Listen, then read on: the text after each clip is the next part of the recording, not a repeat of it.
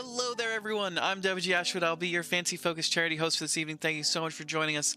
We are so happy to have you here. Happy Friday.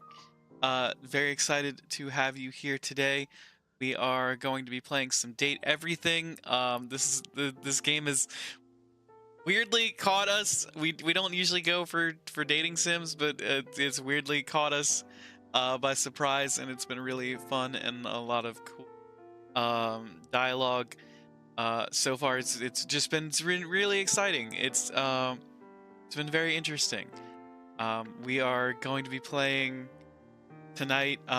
Hopefully, we can get Bev to fall in love with us. Our mixing station, our beverage mixing station. We've like already gone through her storyline, getting her bar up and running. But so far, we're trying to like figure out how to translate that into a romantic relationship. But we're hopefully gonna investigate some new dateables tonight, and we're gonna have a good time. Thank you for liking the live. We are gonna be, we're gonna be romancing some new dateables. We're gonna be doing some new fun things. It's going to be great. Also, we are donating to Stack Up, a veterans mental health advocacy charity, for the month of June. We did a fantastic 24-hour charity live stream last weekend that all the proceeds are going to benefit Stack Up. Through our Tiltify campaign. If you would like to donate to our Tiltify campaign, the link is in our chat on Twitch as soon as I post it. Did I? Nope, that's Tiddlify. We don't go to Tiddlify. Hi, Agbu, welcome in. You're not new here, but I'll appreciate you being there. Can't believe you cheated against Parker. I didn't mean to. I tried so hard to be a good boy.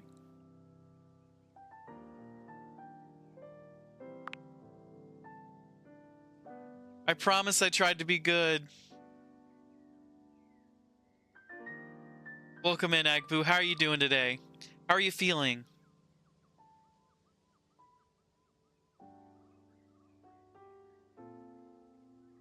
Okay. Have all that set up. Let's jump into... Yes, discard changes that I did not agree to. Okay, we're gonna continue. Avoid using non-stick sprays and air fryers and only use oils or cooking sprays. Non-stick sprays contain chemicals that can chip the coating. Ooh, didn't know that.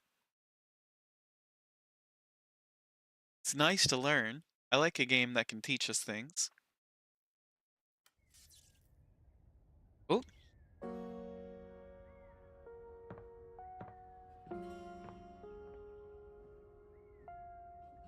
Things are sticking a little weird.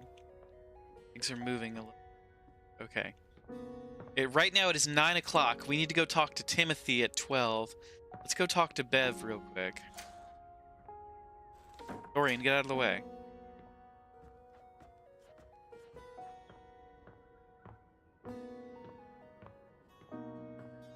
That's Maggie.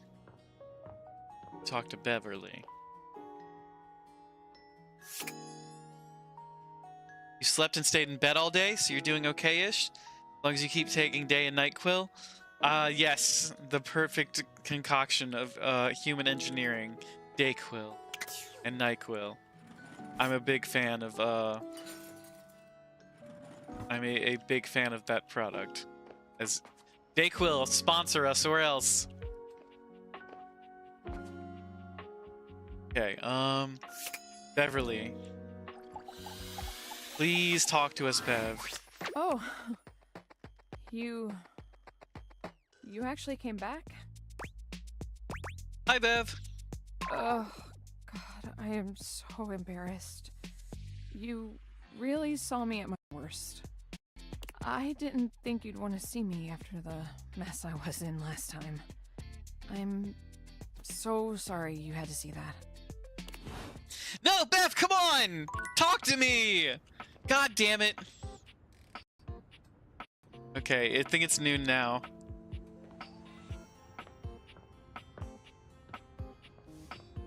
Beverly won't talk to me. When it wears off, breathing becomes difficult. Oh, I'm sorry to hear that.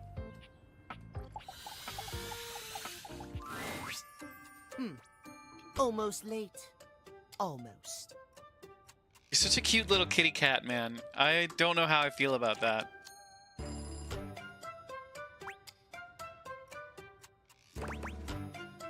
Did I make it? Is it all right now? Yes, indeed. You're just in time.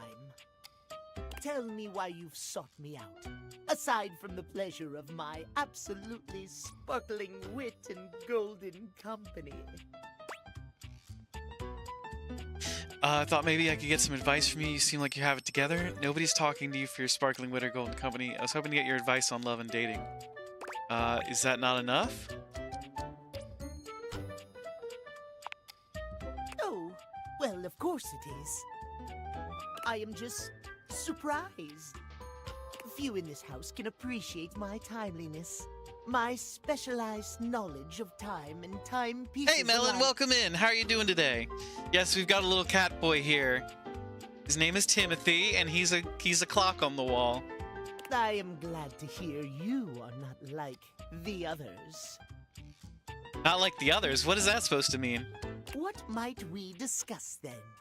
My love life may be on hiatus, but as they say, a broken clock is right twice a day.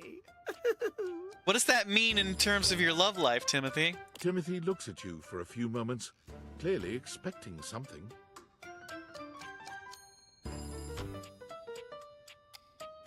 A nice change for most of the Catwomen games usually have. I'll take a cat person any day. Laugh really loudly. Smile kindly. I'll smile kindly. Yes, well... well, let us start with the most important thing. Timeliness, next to godliness, as they say. Melon, how are you doing today? Isn't that cleanliness? You're so right, Timothy. Of course I'm right. Imagine, if you will, you show up to a date showered and clean. You're Gucci, it's the weekend? Hell yeah. I'm happy to hear that. I'm very excited for the weekend. Does your cleanliness matter? I just had a big bowl of I ramen, think not. and some karage with some pork. So I'm all set to date the objects of my house.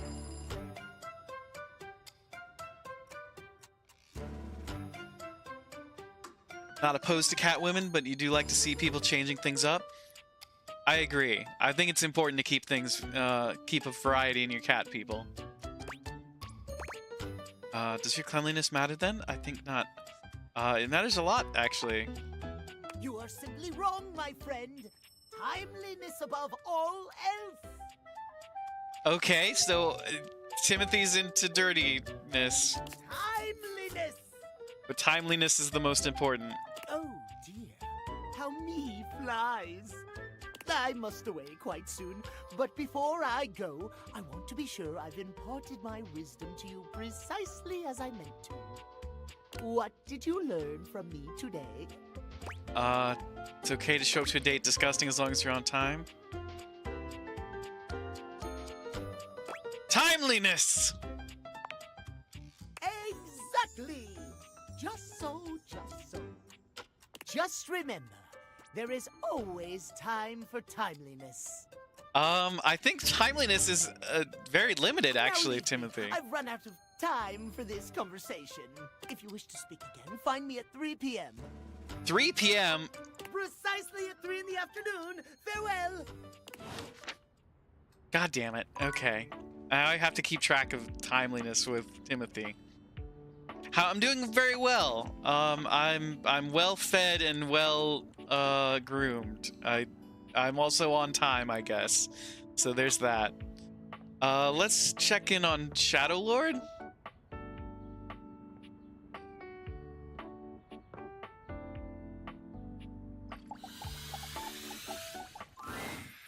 Hey, you. Did Did you sleep well? I did. I made sure the silverfish wouldn't bother you. Does this game also need a whiteboard? I think it might. I think we may need a whiteboard, actually. You may be right. Timeliness is godliness. I think Timothy has a point there. Made sure the silverfish wouldn't bother me while I slept. Thank you, Skips. Skips always shows his love for you in the most creative ways. Oh, okay. That's all we got out of our visit with Skips. That's fine. You know who we haven't talked to in a while? Lyric. Ooh, wait. What is this? We can talk to the toaster. We can talk to the books. We can talk to the salt and pepper shaker. Talk to the oven mitt. There's so many options in this game. Let's talk to Mitchell. Ah, my faithful companion. Care to join me for another review? Ooh, we get another review. I'd love to. So, where should we go? Freddy Yeti has an ice cream joint in the kitchen that's worth checking out. You had me at ice cream. You arrive at Freddy Yeti's new ice cream joint, the Yummy Yeti. It's a herky-jerky establishment, to say the least. The ice trays are slipping and sliding everywhere. The frozen peas and fruit have not yet been moved totally out of the way. Jerky. And Freddy himself is hard at work trying to put together the last touches on his icy creations. We have arrived. Oh, herky jerky. Hey guys, great to see ya. Check out Freddy Yeti. Look at this tall drink of water. I'll be right with you as soon as I finish mixing this. Dang strawberries won't blend. What do you think? Rustic in the best way. Feels like home. Because it is my home. Because I live here. I agree. Rather charming. The sort of place I'd love to invade. I'll note this down. Grab a seat, guys. Pop yourselves down in that there box of Haagen-Dazs bars. Haagen-Dazs. I hope we won't be eating pre-packaged foods. Not at all. Just part of the aesthetic.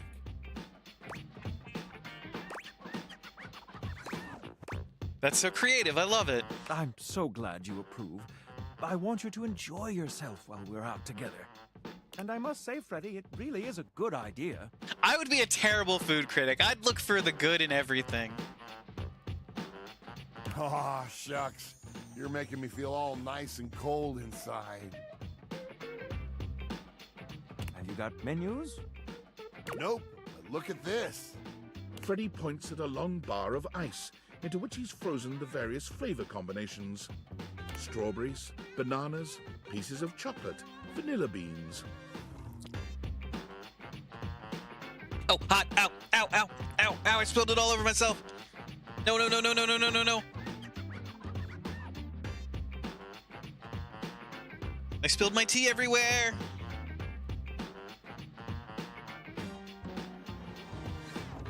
Aw, jeez. Be just happy just to eat? Exactly. I'm the same And way. beside each, he has painstakingly, if a bit sloppily, carved the names in ice. Freddy, that's so cool. Pun intended. Thanks, guys. Mitchell, you inspired the idea. I'm touched. Anyhow, we've got strawberry vanilla swirl, chocolate chill, coffee with cream, and classic vanilla. Ooh, coffee with cream for me, What'll it please. be? You first, mon ami. So much about a person can be determined by their choice in ice cream flavors. Don't you think? Absolutely. Shall we caffeinate while we refrigerate? Getting energized for the evening, I see. Ooh, Mitchell wants me full of energy. I approve of high-energy hedonism. High energy hedonism? I'm always up for hedonism. Hey, Mist, welcome in. How are you doing today? There's an ice cream litmus test. I'm just happy to get ice cream. Well, don't just leave me hanging. How is it? Frederick, Frederick, can I call you Frederick? It's absolutely sublime. Oh, that makes me so happy. There's a litmus test for everything. Freddy, dare I say it, this is the most voluptuously iced cream I've ever had the pleasure, nay, the honor of tasting. Why? Wait, hold on. Why does Daisuke get such a bad meal? I wanted Daisuke sushi to be good. Everybody else is good. It's not just depending on how you answer. Bravo, my friend. Bravissimo. Giving him a Nicholas name. What is a Nicholas name?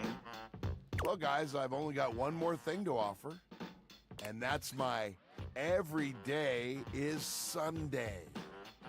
Every day is Sunday. Aha, Freddy, That you kill sounds me. Interesting. Lay it on me, baby. First, we've got the ice cream. Vanilla and brown butter caramel. Brown butter caramel? Hell yeah. Wait, wasn't someone in chat eating brown butter caramel recently?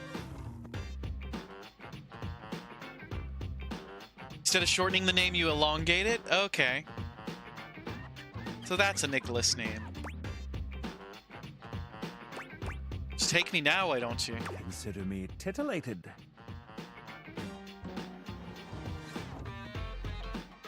Instead of going from Nicholas to Nick, which is a nickname, going from Nick to Nicholas. But Nicolissimo.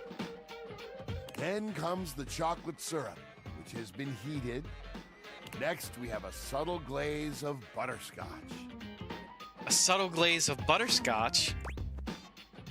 Oh, you slut! You're a naughty... This isn't how I talk, but...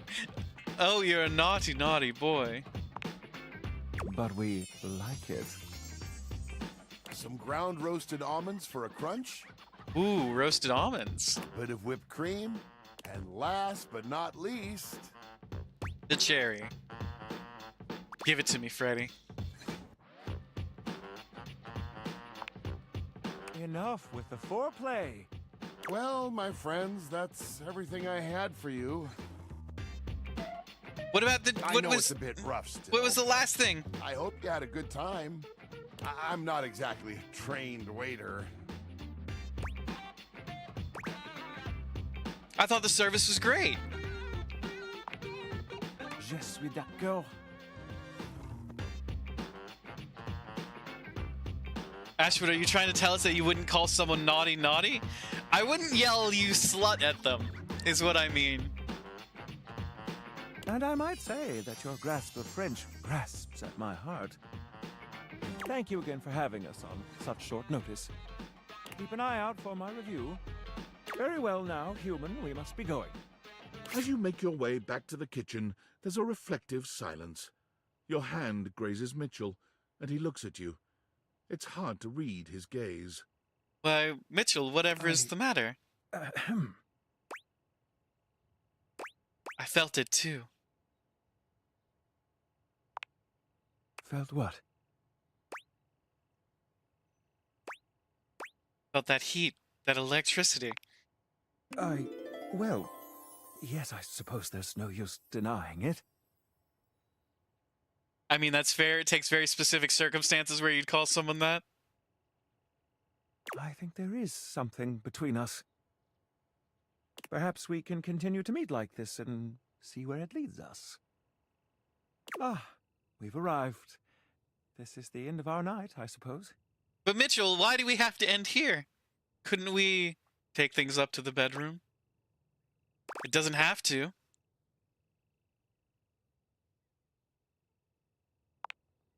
I'm afraid it does. Good night, my friend. Perhaps another time. No, don't call me your friend! Fuck! Ah, okay. coffee time. Welcome to Roofbox, the home for all your coffee needs. It's nice to see you again, Kopi. Kopi gives you an awkward smile, fidgeting with her coffee implements. She keeps looking at you as though she was searching for something. Pointed use of friend? I know, Mist, I know! Oh, well, it's, nice to see you too. You're, that's right. Kopi snaps her fingers, realization striking. We had a little chat last time, didn't we? Oh, that's so sweet, buddy, pal, friendo. God damn it. I want to kiss Mitchell. He's a cute food critic. We did. Well, thanks for coming back. I do appreciate your patronage. We actually have a new drink added to the menu since the last time you came in. So, what can I get for you today? Oh, an Irish coffee. It's late. Right. Just, remember that the Irish coffee is going to be a little different. Make sure you can take your alcohol. Yeah, I can take it. Kopi makes a lovely cup of coffee in her expert way, topping it off with a generous pour of cream. You could smell the alcohol even before she hands it to you. And... there we are. It's gorgeous! Look at the Irish coffee, everybody!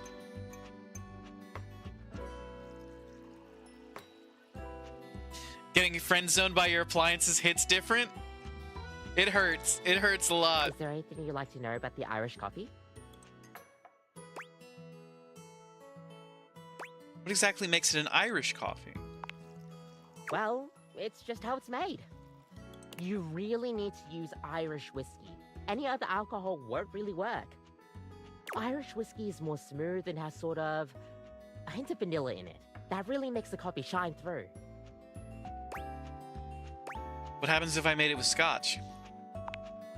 I mean, you could try, but don't let any Irish people hear you. We'll see you next time. Thank you, Kopi.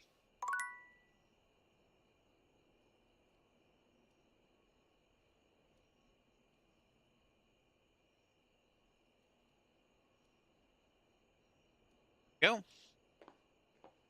That's all our charges used for the day.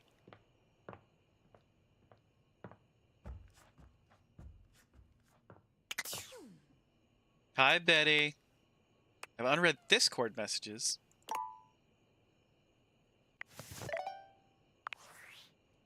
Astrobot, you're going a little wild with the posting. Tinfoil It's hat. me. Were you followed? Is this signal encrypted? We're clear. Listen, I've been giving more thought to our previous conversation about the ethical implications of transforming inanimate objects into humans, and I've come to a realization. Okay. It's honestly not up to us whether an object should become human. It's up to the object. And if an object expresses desire for personhood, who are we to deny them? Makes sense, I agree. I did discover one other interesting piece to all this. After analyzing the data, it appears that certain objects can only become human if the Dateviator user possesses the necessary personality traits. I'm not sure why. I theorize it's because certain character attributes emit an energy vibration on the same resonant frequency as the molecules of a particular inanimate object. But in all honesty, it's likely a mystery that science will never solve. Science mumbo jumbo. Got it. Oh, I have a theory. That science will never solve. Gotcha. Regardless, I was able to discover which personality traits seem to resonate with each inanimate object, and I've uploaded that data into the Dateviators. I've labeled it Realization Recipes. You should be able to access those files now. Why realization sorry. recipes? But there's no time. Valdivian's goons were closing in, so I was forced to flee to a country in South America to avoid detection. And my cell carrier's overseas data plan is very limited. Seriously? 10 megabytes a day? I can barely send a GIF. What a joke! Remember, check the Dateviators for the realization recipes. Okay.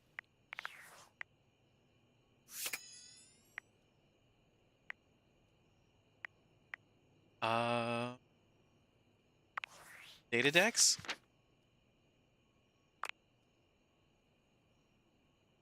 Hello there.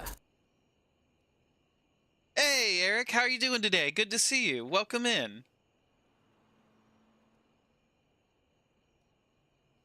Where's Beverly? I need to know how Beverly feels about us. Parker Bradley hates us. No, Parker, why? Beverly, nothing's us right now. I need her to love me.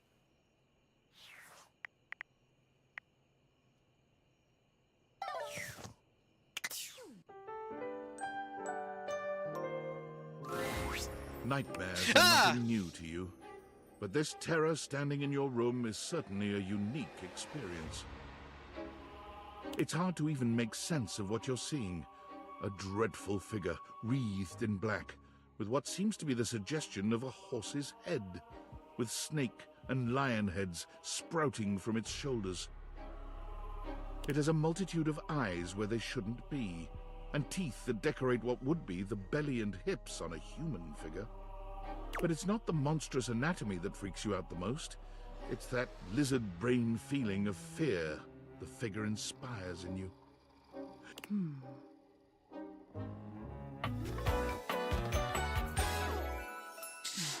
Nightmare, the new dateable. There's something crawling up your leg. No, don't say that. What? What? Don't you feel it? No. Oh, hi, Nightmare. I was just being funny. Oh, its name is actually Nightmare? Yes, this is Nightmare, the combination of all your bad dreams. You know it's there. Hi, Dicey. Thank you for the hydrate. Let me see if I can drink without spilling my tea again.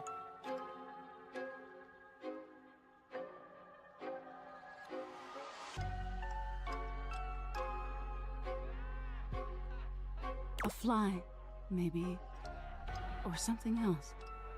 Something a little more malevolent. Oh, geez. This is creepy. Shut up just in time for Nightmare? Oh, are you a fan of nightmares, Dicey? A little more vicious. I like their soundtrack. Quit it. Crawling up your leg. Quit it! Aren't you going to do something about it? Ah, that's right. You can't move. No, but they visit often? Do they also have a horse's head and a snake head and a lion head? Now there's another on your arm.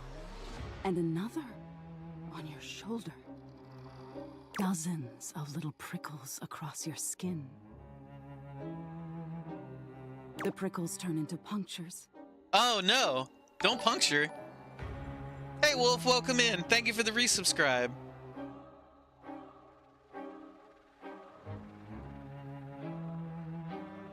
Nightmare reminds you of Full Metal Alchemist Brotherhood's Pride? Oh, they do, don't they?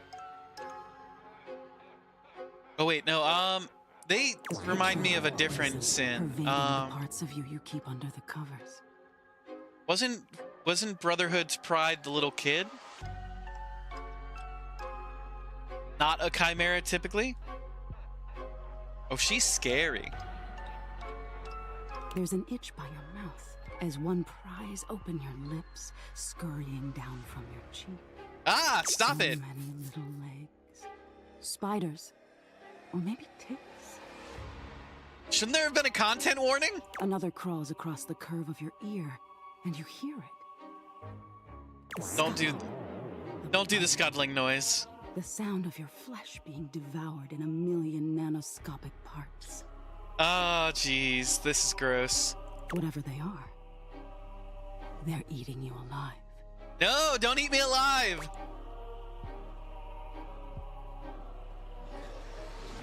You love her? Yeah, but Pride's true form was all the eyes and mouths. Oh, yeah. Wait, was that Pride or Envy?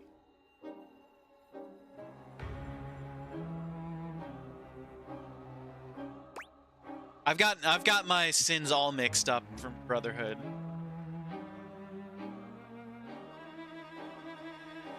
You think I'm afraid of bugs? Nice try. Trying to put up a tough front, huh? No matter. Envy was a lizard monster? Okay, yes, Envy was a lizard monster. You're right, Agbu. I'll find out what scares you. Doubt it. In any case, Unless you put me underwater, like the tub, I'll be fine. it was simply delightful to meet you.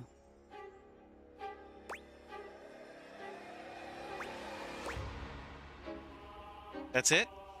No need for pleasantries. I've been in your head your whole life. Until next time.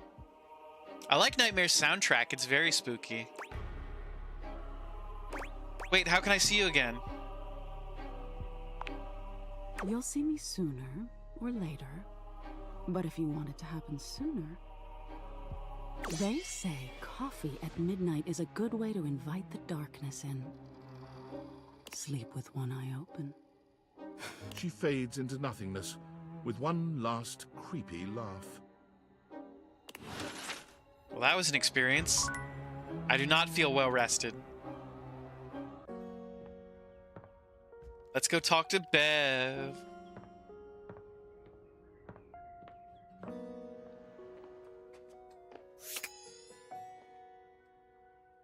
Alright, we gotta figure out what's Bev's deal.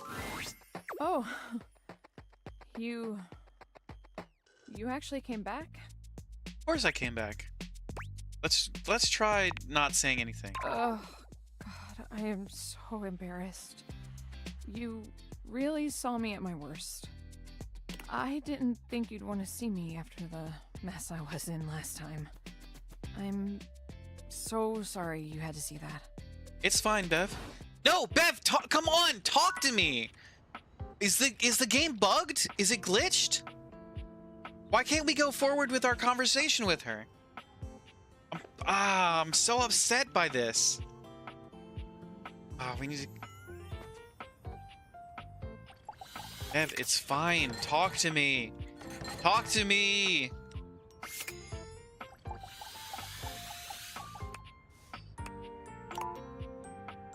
God damn it. Okay, shit. Shit. Balls. Let's talk to the toaster. Did I choose a bad option? I don't think so, Dicey. We've gotten further with her dialogue before. Maybe you need to unlock something? It feels like we're soft locked. Like it's just going in circles. Dicey, thank you for the hydrate.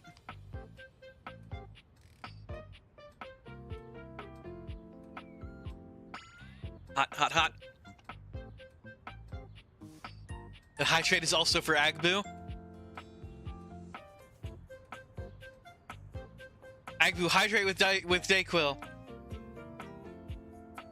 can look up a walkthrough if you want help. Yeah, try looking up a Beverly walkthrough and seeing if you can get soft locked.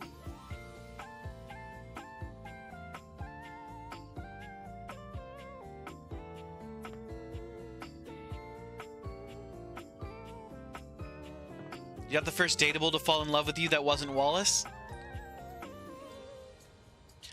I've so far gotten a lot of loves. I've gotten a lot of loves. Let's see. Dorian and I are friends. Was the one you actually wanted to love you? Oh, did you get Abel? The table?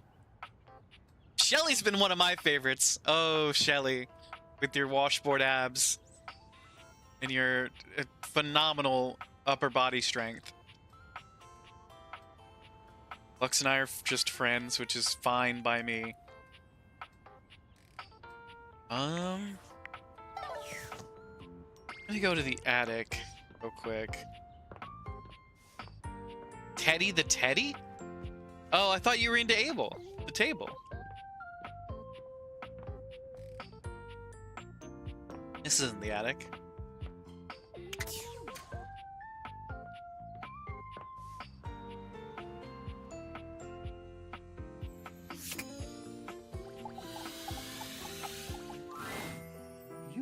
persistent, aren't you? Oh, this is Hector's?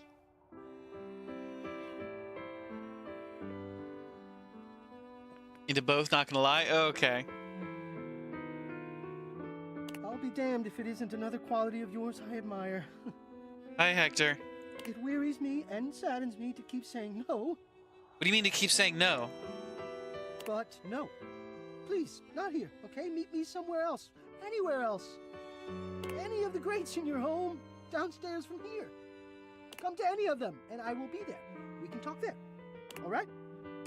Okay. Okay, I hear you. I'll talk to you there. That's my bad. You need to go talk to Timothy. Literally just listened to one of Teddy's stories once and he instantly fell for you. That's good.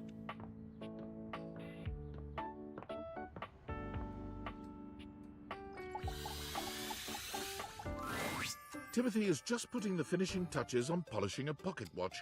When he sees you, he waves you over, setting the watch aside and pocketing the cleaning cloth. There you are, just on time. Well, timeliness is close to godliness. I must say, I'm absolutely chuffed to see how timely you've been. You're right on schedule. I was just polishing some of my timekeepers. Would you care to join me? Sure, I'll help polish your timekeeper. Sure. Capital. Have a seat, darling. Darling? Now, when last we It's a little fast. we discussed the importance of what? Timeliness! Precisely. Have I gotten both Timothy and Timmy? I haven't gotten Timmy. Nothing better. Nothing more important. The biggest lesson here is that time, above all else, is the first thing you must consider when it comes to love. But there are, of course, other things to consider. Having a schedule for your date is imperative to ensure you are using every moment with your lover correctly. Oh, I'll use every moment correctly, all right. Ka-chow. You're so right, Time King. Oh, I am on time.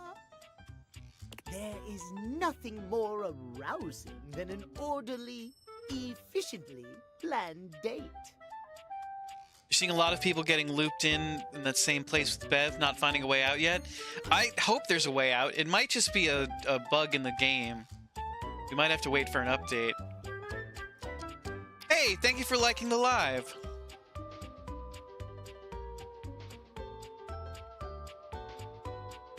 Picture this, if you will. You and your date arrive at your Oh, dinner his reservation gloves have exactly fingernails. on time. Your date says to you, "Darling, what's on the agenda?" You say to them, "We have approximately 10 minutes to review the menu and engage in small talk." Yeah, that's very sexy, Timothy. They can only moan in needful appreciation for your immaculate scheduling. I'm sorry. Oh. They can only what? Timothy. I'm aroused just thinking about it. Perhaps we have more in common than I realized. At any rate, scheduling your entire date down to the minute is not only efficient, but an excellent bonding experience for any couple. So let us practice now. You have asked me on a date, and we have both arrived on time. As we are seated for dinner, I look deeply into your eyes and ask you about tonight's agenda. You say?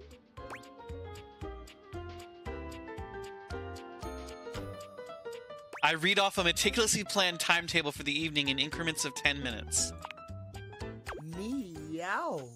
I have never been so attracted to another. I just noticed Timothy is the type of cat boy that doesn't have ears on their head.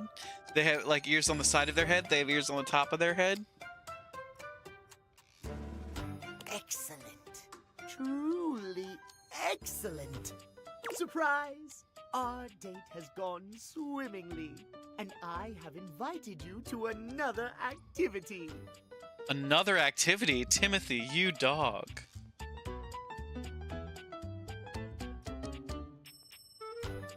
But your schedule has not accounted for this unexpected excursion. Horror of horrors! What do you do? Bryce Papenbrook playing him is so funny because he went from playing Aaron Yeager to a cat boy in like 10 years.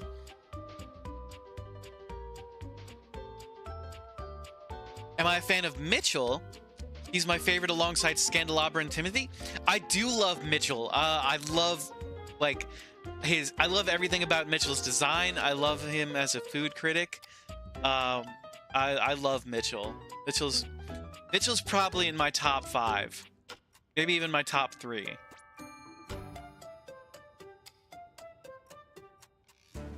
Bryce, the Bills can't be that high.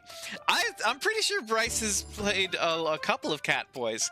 Isn't he the cat boy in Marvelous Adventures of Ladybug? Hey, thank you for the follow. Really appreciate it. Thank you for liking the live.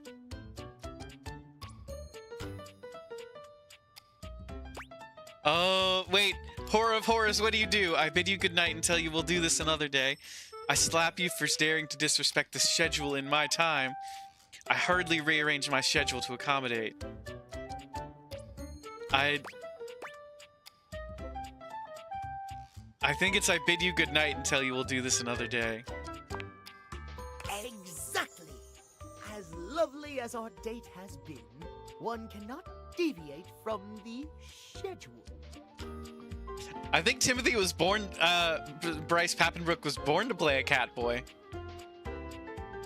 Look at how in their element they are. Terrible things happen when one deviates from the schedule. Terrible things happen. Our time for this conversation is beginning to dwindle. Before I bid you leave me once more, tell me what you have learned. Always adhere to the schedule. Last time we learned the value of timeliness.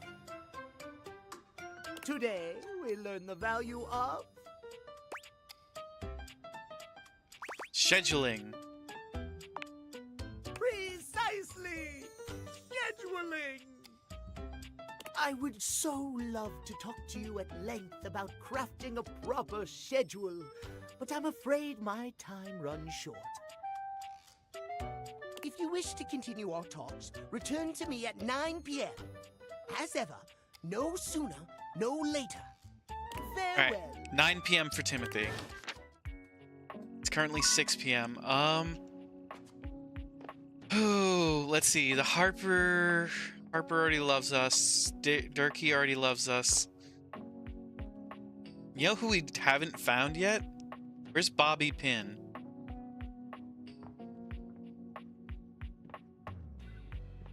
Bobby Pin's on the ground somewhere.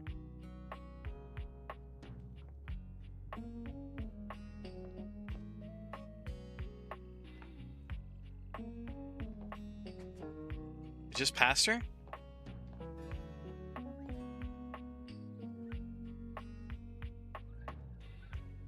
Next to the vacuum? That's Bobby Pin?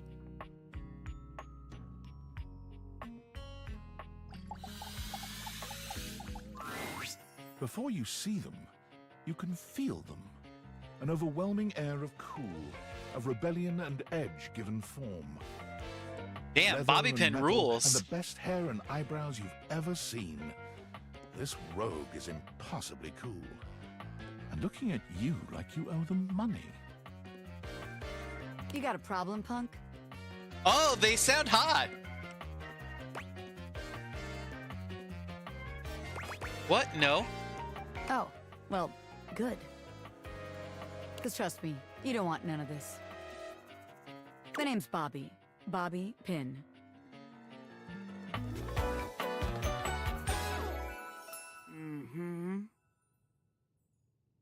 Mm-hmm. And you might not have heard of me yet, but trust me, the name Bobby Pin's gonna be known all over the house real soon.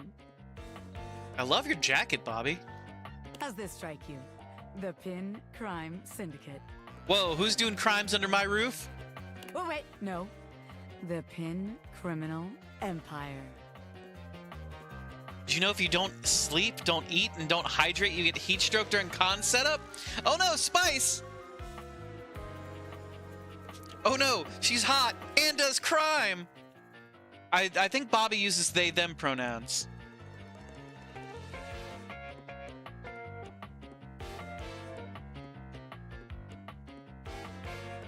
Yeah, Spice.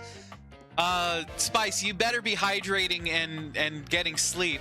In fact, Spice, you should go to sleep right now. It's late for you. You've got to be up in the morning. Spice, Mist, and I will gang up on you for this.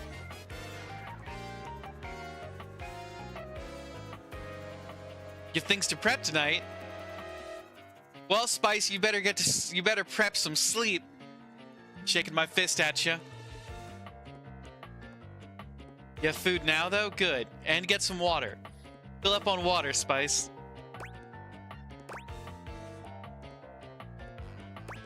You some kind of crime boss? Not yet, but I will be, baby.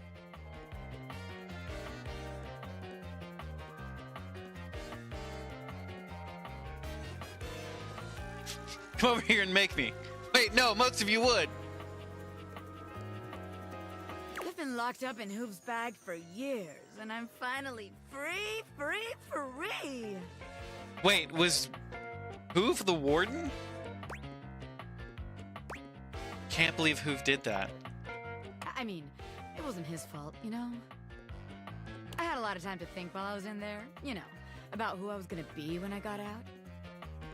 Getting bent all out of shape, it does something to a pin, you know? Makes you reevaluate your priorities in life. Makes you think long and hard about who you truly are. You got bent up? Oh yeah. I used to be pin straight, if you can believe it. Miss, take a fan with you. Hoove is clearly the vacuum? Yeah, Hoove is the vacuum. Take a fan with you tomorrow. That side of the expo hall was dozens of degrees warmer than outside. Spice! Mist, also bring a water bottle.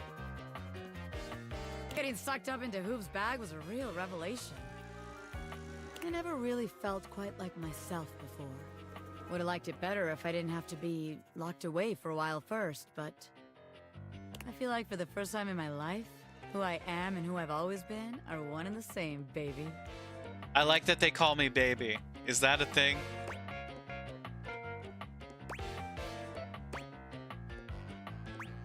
You look amazing. Thanks. I mean, I know it, but it's real affirming to hear it from somebody else, too. I've been locked up, but I'm here now, baby. I'm ready to They take called me what's mine. baby again. The real question at this point is just where to begin. Where do I situate my burgeoning criminal enterprise? Could we maybe not do crime under my After roof? all, you know the first rule of business. Location, location, location.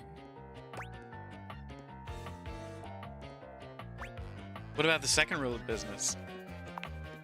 A, B, M, M. Always be making money? Always be making money. Hell yeah! Can't argue with that. Of course you can't, because I'm right, as always. I love them. Tell you what. Let's make a game out of this. I gotta scout some locations for Pin HQ. If you can find me, I'll let you be a small part of this little venture. What do you say?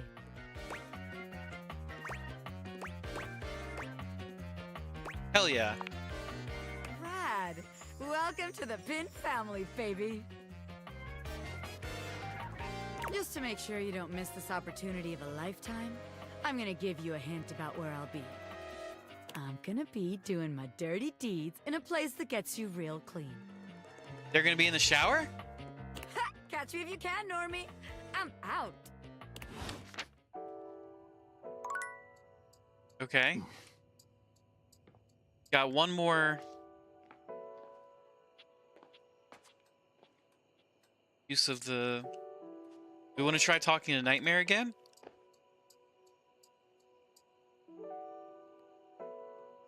No crime under your roof. You clearly don't live with Sardine. That's true. I do not live with Sardine. That is your burden to bear.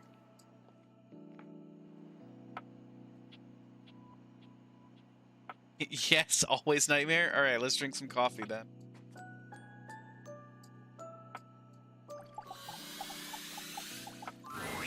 Kopi is in the middle of opening a bag of coffee beans, wafting their aroma towards her with a pleasant sigh.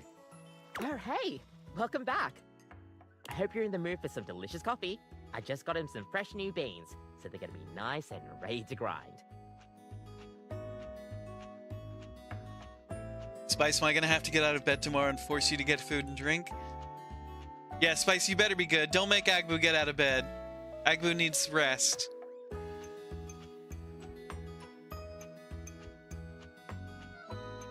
Also, Ashwood is a baby confirmed.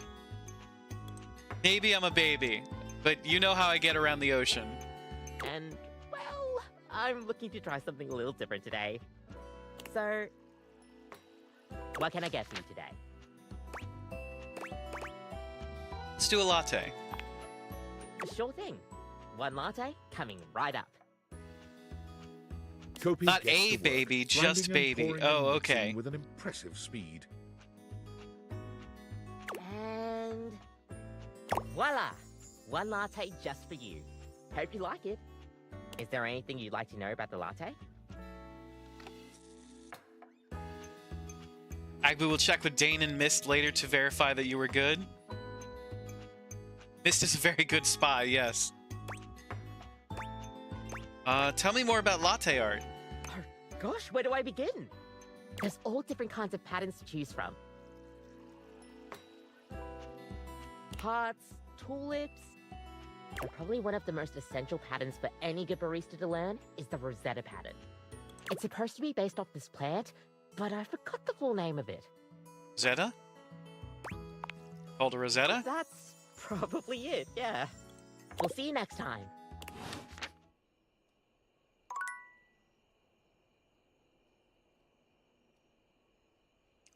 Hot, hot, hot.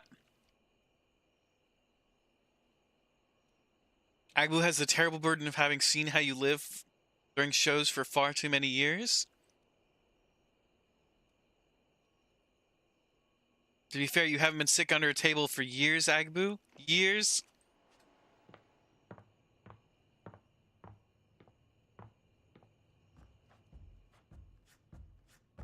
You were ever sick under a table? We're ignoring that you're buffering your numbers with the COVID years here.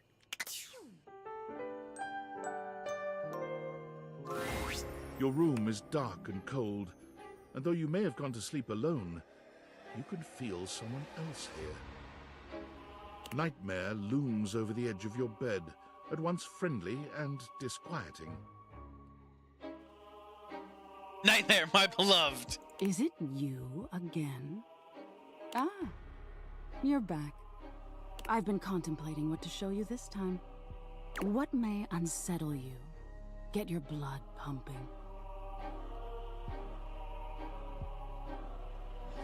Khan has made Spice make some questionable decisions.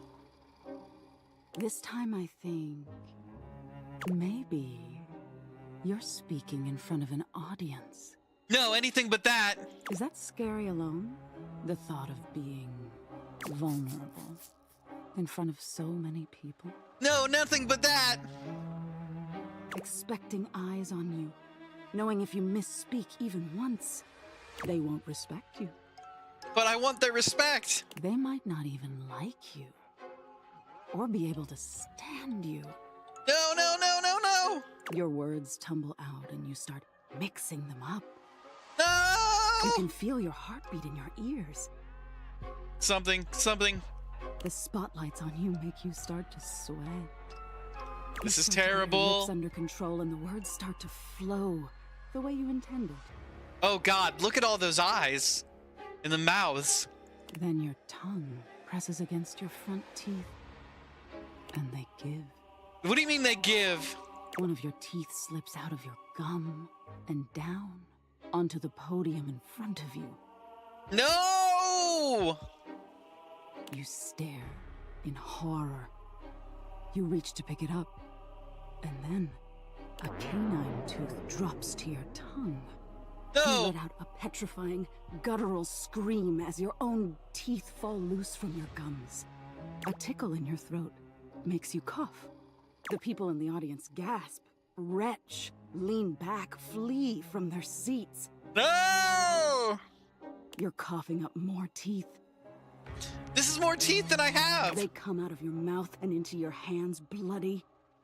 Your mouth is just gums now, but the teeth, they're still coming. This is too much. Tears prickle in your eyes. Then you try to apologize to your audience. You realize you're a monster. The teeth clatter to the podium, and...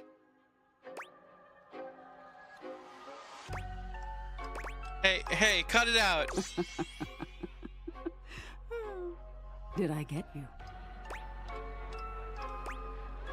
I don't like public speaking.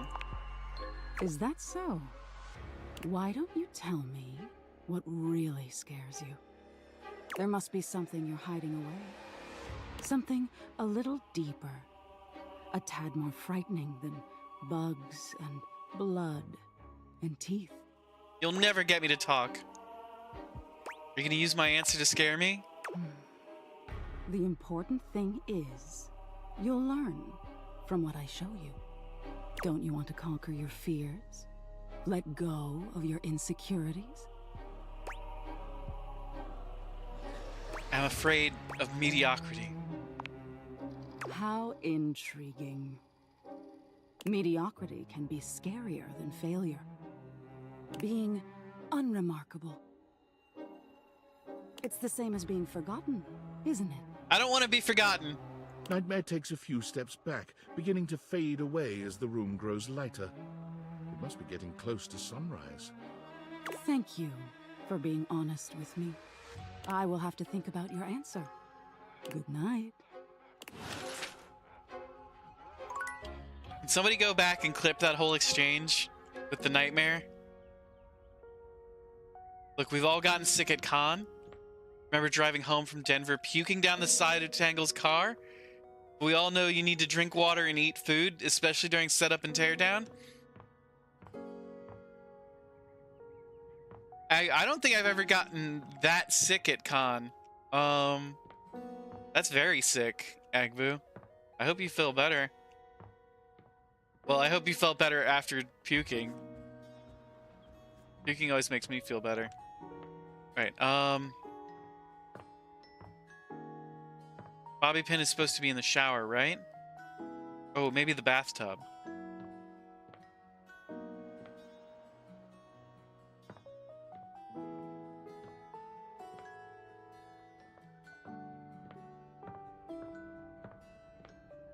Laundry room?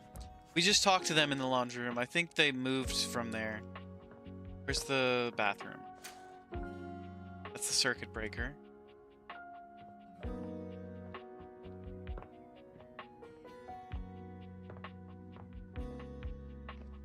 This is the tub.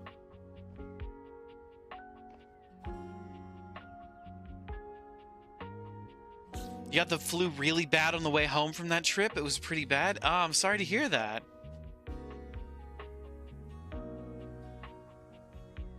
Your brand of illness is you've flown straight from the sun into exhaustion. Now you're collapsing like a dying star, but the show must go on, so we endure? Spice, no! Your hummingbird behavior is gonna be the death of me?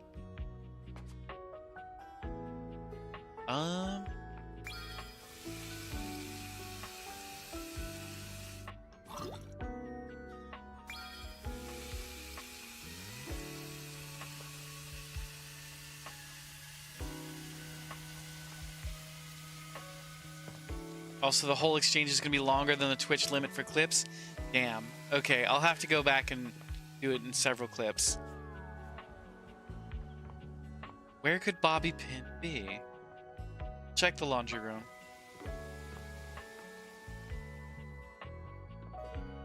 No, they're not where they were just now. Oh, they're right on the sink. They were in the laundry room. Good work, Mist.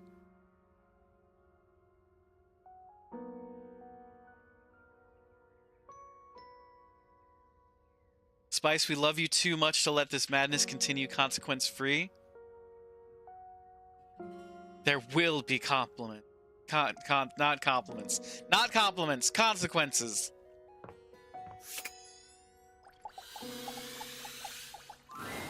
Boo! Ah!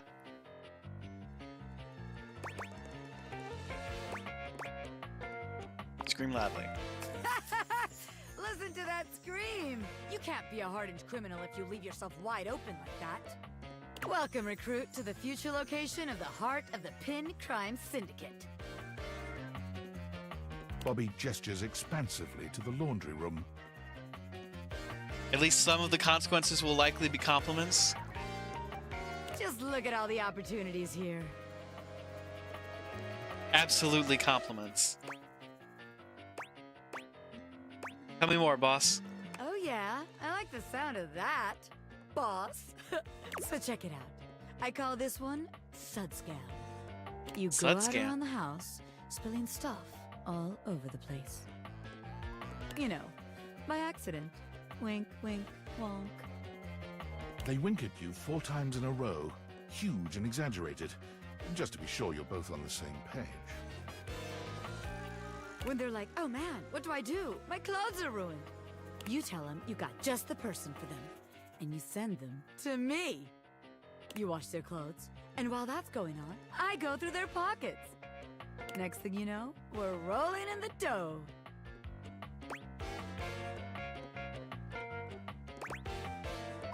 What if they don't have anything in their pockets? Yeah. I guess we aren't all mega-rich gangsters like myself walking around with fat stacks in our pockets.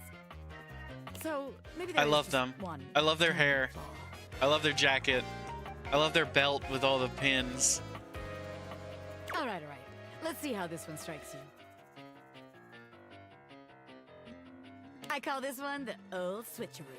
The old switcheroo. Let's People bring us their go. laundry. We take that laundry and sell it online. Then we replace it with cheaper pieces that fell off the back of the truck. When they say, hey, that's on my clothes, we're like, yeah, it is. I look at you and I'm like, that's what you brought me, right? And you go, yeah, boss, that was it. And we just stare at the customer until they leave.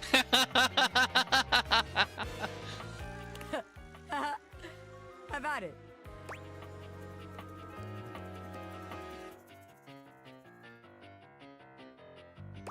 Thing is, that scam only works once, and we need to be able to repeat it. Damn it, recruit. When you're right, you're right. The scam's gotta be self-sustaining. Otherwise, there ain't no point. Okay, so maybe that one wouldn't work. But there's gotta be something good here with stealing clothes. After all, that's where people keep their valuables. A red-haired laundry hamper explodes into your midst, all rage and indignation. She points at Bobby with a trembling hand. Yay, more Harper! Stealing clothes? Ah! What the hell? I won't let you take anyone else! Never again, you hear me? Never again! Calm down, you harebrained harpy! I'm just spitballing ideas here. She points at you now. Take your kidnapper friend and get out of here before I toss you out myself! I'm going! Harper, be cool, be cool!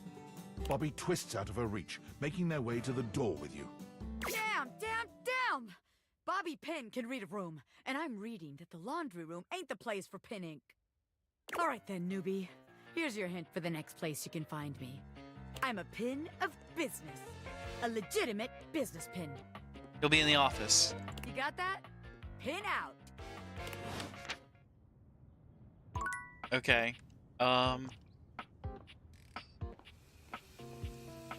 Let's talk to Bev again and see if we can't...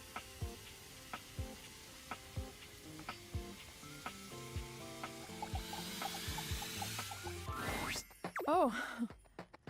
You actually came back? Hi, Bev.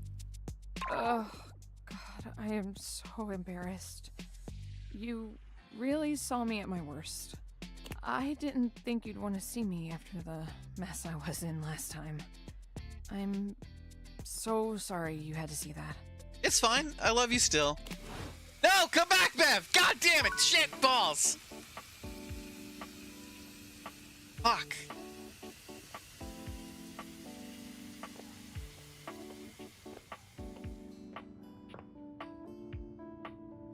Okay, new datables.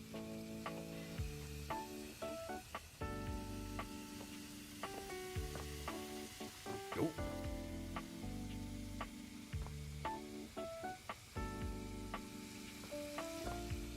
Maybe talk to Bev later in the day? We can try that.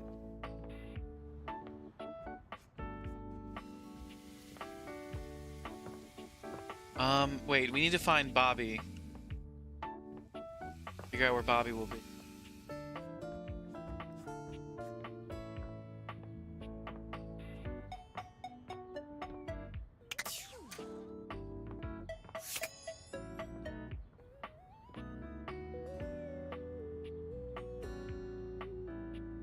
Alright, there's Bobby. Bobby's on the desk.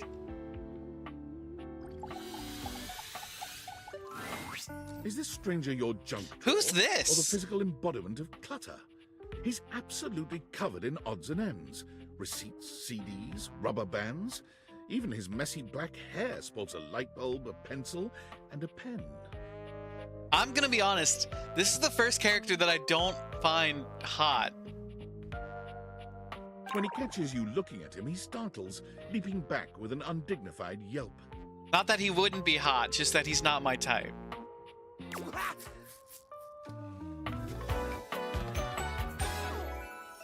Whoa, Nelly! Jerry? Whoa, Wolf!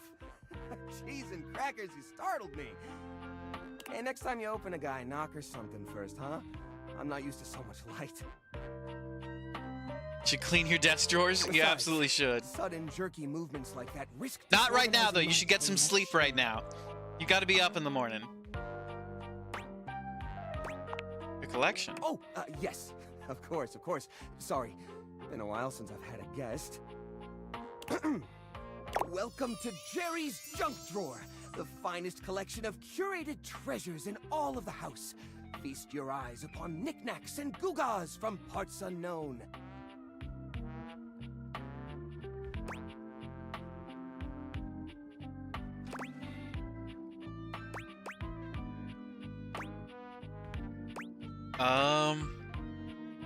A moth flew out when I opened you. Oh, that's just Silky. He's my assistant. That's a funny way to spell eat a good dinner and get a good night's sleep. Unfortunately, all my drawers are junk drawers. Silky! Or at least he's supposed to be. That's his job on paper anyways, but he spends most of his time chewing holes in our sock department. That's fine though. If I'm being honest, I prefer doing most of the organization myself. So, what do you think? Sorry, but I'm still not sure what kind of collection this is exactly. Why, it's a collection of lost things, each one forgotten by the world, each one a story. This button, for instance. Perhaps it was left behind as a clue from one lover to another, a modern-day Cinderella slipper. Take me with you, it says, and know that once you find the collar that matches this tragic button, you have found your love again. Okay, he's kind of growing on me. Oh, very romantic. And this mysterious strip of papyrus, perhaps a missive from an ancient land, perhaps a treasure map. Oh, the wonders we could glean if only we could decipher these symbols of black and white bars. That's a receipt.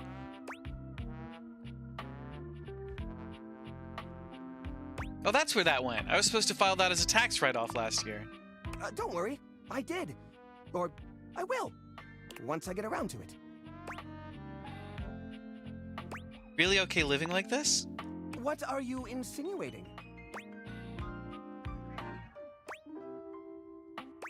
It's pretty cramped in here. How will guests appreciate your collection? I curate for a specific demographic that happens to enjoy the limited space. They don't mind. Get a lot of other guests? Do I get a lot of guests? Do I get a lot of guests? Of course I do. Bugs count as guests, right? Not really. Oh, you mean the other objects. I get them in here all the time. Like who? Well, there's that Celia.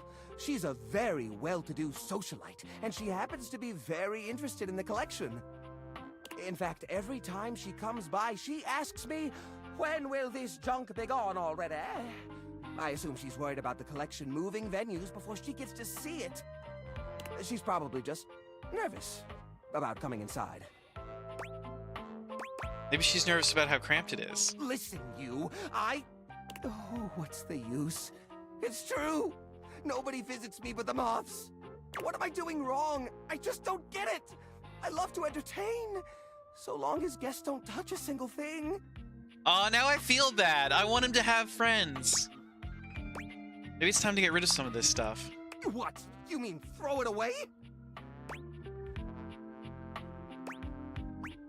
No, just recycle a little. Turn it into something new. How do you mean? If these objects are special and you haven't been able to use them for repairs... ... Now I'm scared. Upcycle them into something that doesn't take up as much space. Upcycle them? You mean like an art piece? Yeah. Well, I suppose the collection could use a centerpiece. Something eye-catching to bring in more visitors. Which is to say a single-digit number of visitors.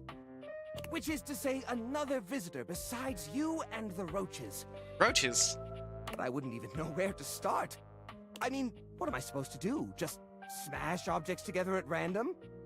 I can't imagine Pierre the paperclip and Claude the so old he's gray and unusable now eraser getting along.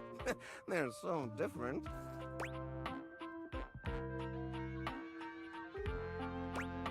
Could you combine objects with similar personalities? I guess that could work. To be honest, whenever I look at anything in the collection, it's like I see its entire past laid out in front of me.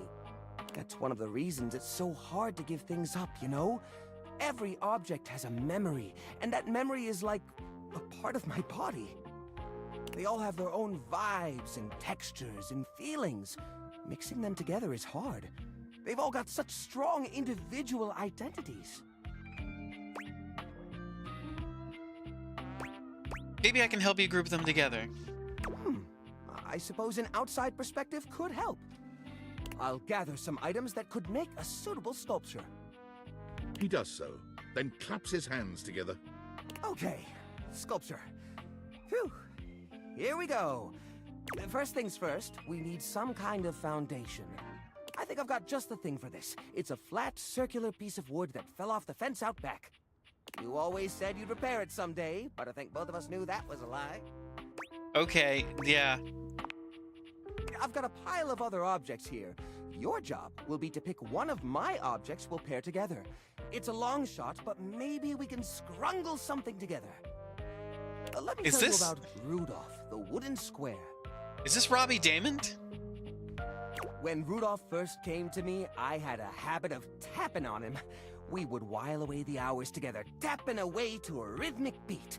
Sometimes the best fun looks like boredom. Rudolph always tries its best, even when he's down on his luck. He might not always be the tool you need at the moment, but he's always there to support you. Very reliable. Now, which of these would pair well with Rudolph?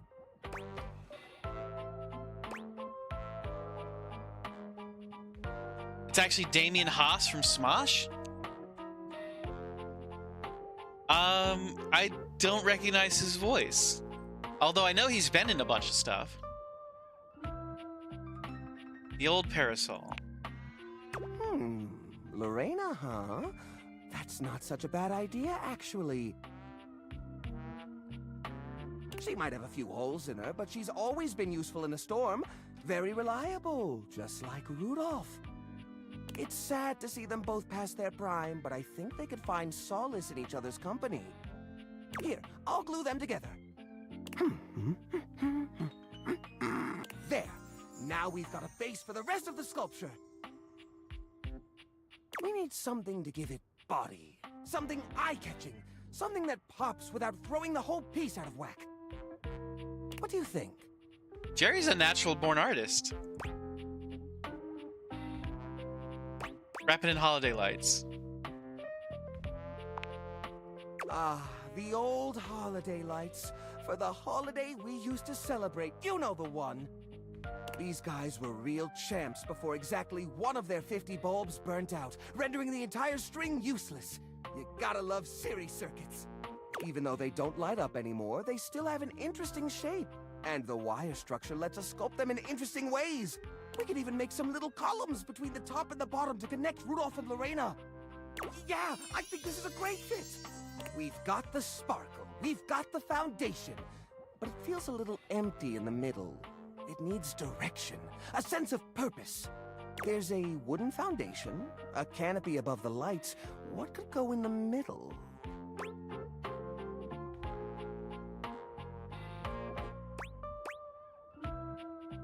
How are these little plastic figures? The little army man? I suppose that could work.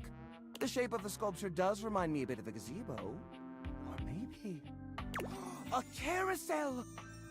We only have 1 or 2 old horse figurines, but if I take the other plastic fellers, melt them down and reshape them a bit, yes, I could probably make new horses! Jerry does so.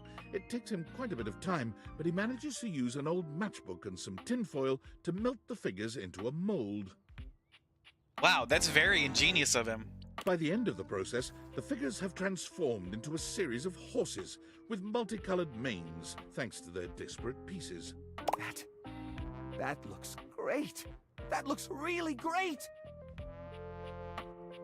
These poor figurines forgotten and collecting dust, reshaped into something beautiful. Rudolph and Lorena working together to give them a stage. It really is the essence of upcycled beauty. I have to say, this is very striking. It pays homage to the origin of these objects while giving them a new sense of purpose. Really? The carousel gives them an homage? Look at that! What a beaut!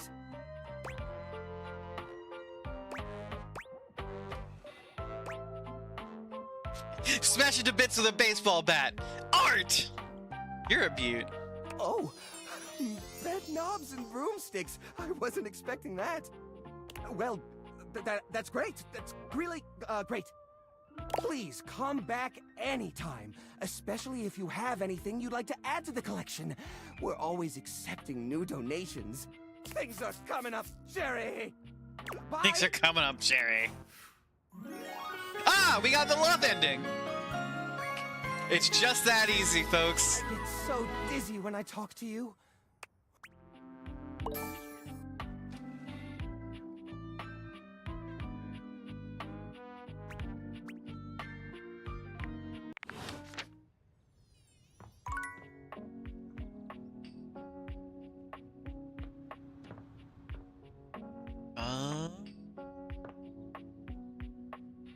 The carousel. The carousel a new dateable object? Wait, what time is it? Time to talk to Timothy? It's not. We need to wait until 9 p.m. to talk to Timothy. God damn it. God damn it. Game keeps getting stuck.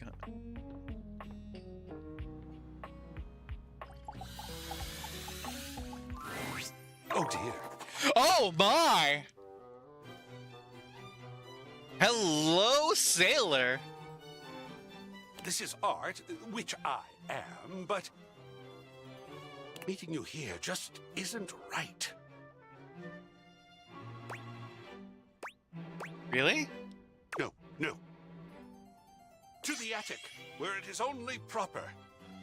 The attic, where it's only proper? Meet me on the empty canvas. Okay.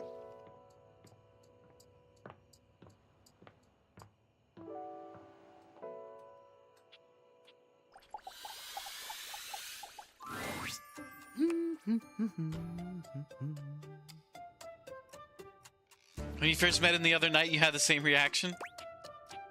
Hi, Timothy. Oh, hello.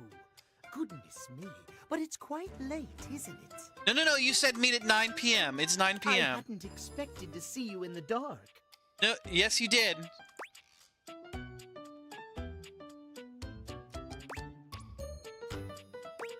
I just really wanted to see you again. Me?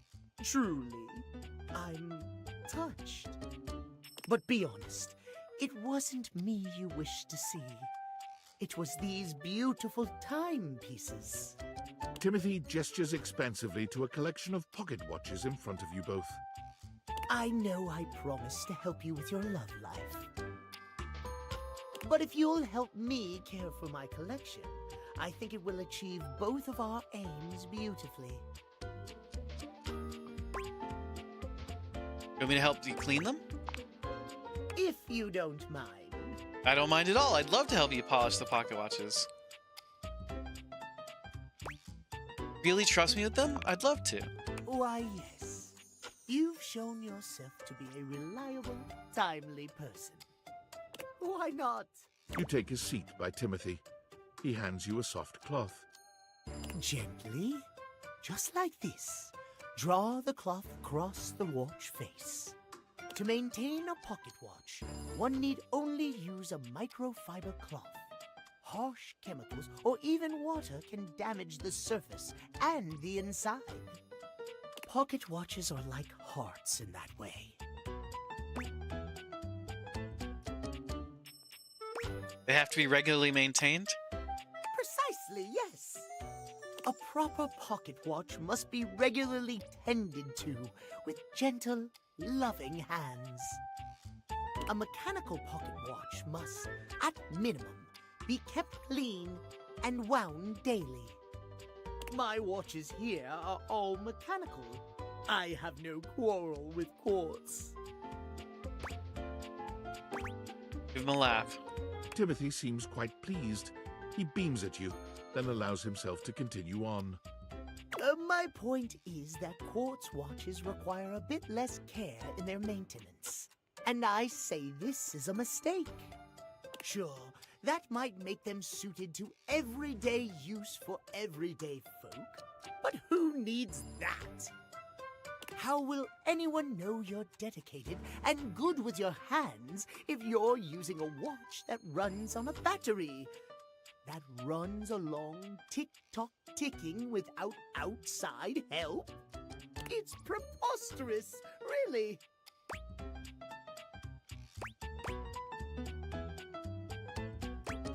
How does that relate to dating exactly? It's all quite simple, my dear. If you raise the standard of care for yourself, whether it be from romantic or platonic relationships, the quality of caring you receive will, in turn, be much higher. Timothy looks over at the watch in your hand. Beautiful as though pocket suddenly watch. realizing you're still holding it. There now, that'll do. You can just set that down there. Gently, please.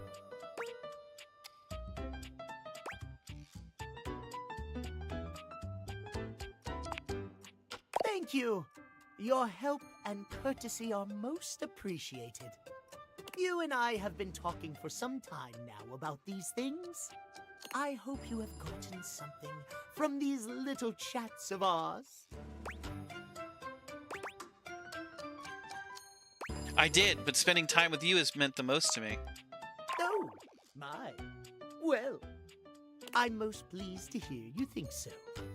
I have enjoyed our conversations a great deal. I had assumed you weren't listening to me in the least, I must confess. Of course I was listening to you. To hear that you have taken something from them after all, I am glad indeed. I have much work remaining to do, unfortunately. But if you'd like to speak to me again, perhaps about another topic, you may find me at 9 a.m. sharp. I'll be there right on schedule. Farewell, then. As you walk away from Timothy, he seems fully absorbed in his pocket watches. Perhaps it's your imagination, but he does seem happier than when you first walked up on him. Alright, it's midnight. Go to bed.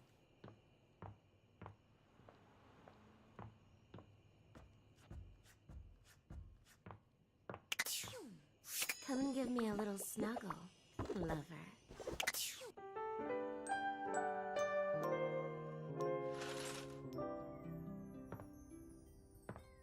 Alright, oh, 9 a.m. 9 a.m. sharp. We gotta talk to Timothy.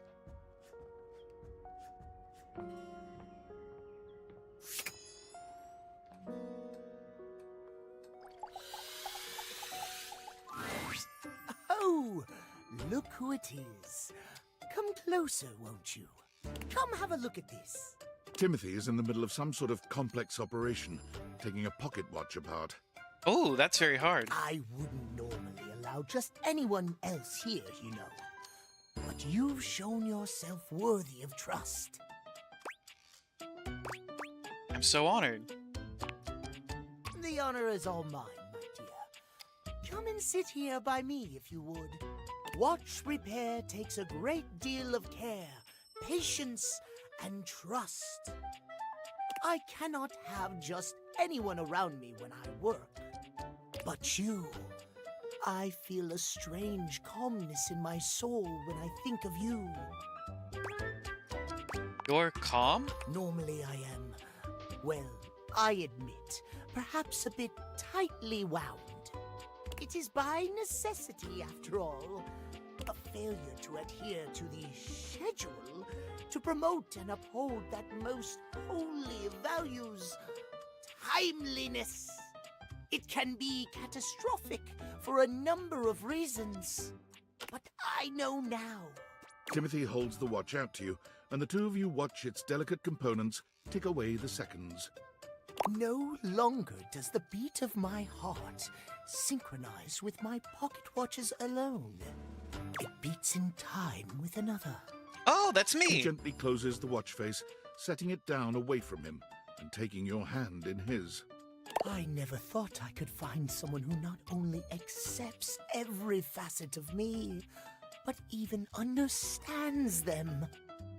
Tell me you'll stay by my side through the hours, day or night. I thought you'd never ask. Really? He laughs, happier than you've ever seen him. You've never seen him look at anything but his prized watch collection like this. You've made me so happy, my darling. I cannot believe I can truly have it all. I haven't allotted any time to it in the schedule, but perhaps I could finish my work later in the day, and you and I could spend some time together. No, you have to adhere to the schedule. The way I feel now, I'm not certain I could concentrate on my work. Hell yeah, let's put those hands to good use. Oh my! Well then. Timothy gently gathers up his pocket watches, moving them somewhere safer for the moment.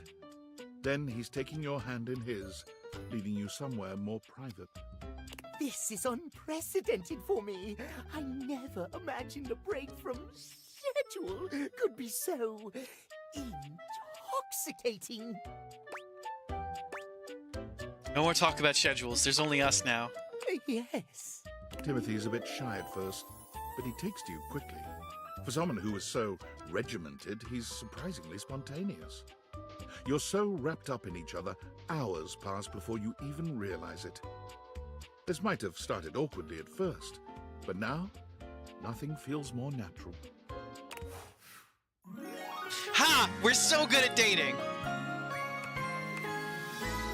I always have time for you, my...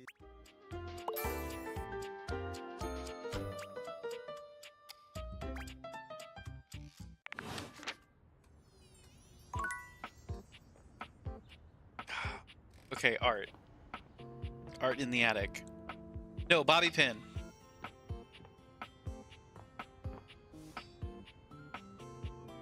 Except for Bev and Parker. Oh, come on, don't be like that, Agbu.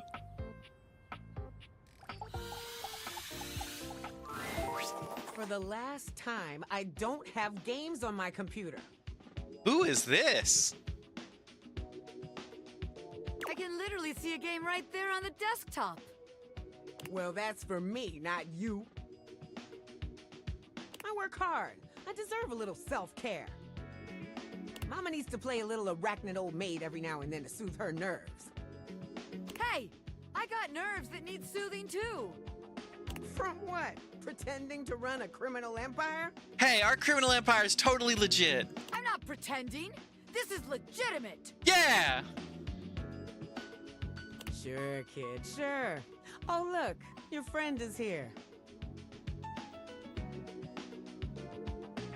Leave us alone.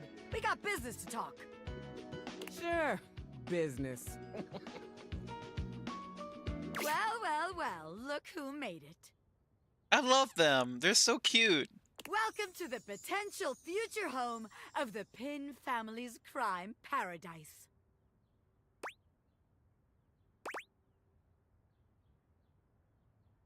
My office? Open your mind, baby. Criminal enterprises are They way called more me than a guy in baby. a trench coat selling you stuff in an alley. Any real mafioso's got an accountant and an office and a whatnot. Can't you see it now? Right there, on the desk, on a big shiny plate. Robert Bobby Pin. Legitimate business pin.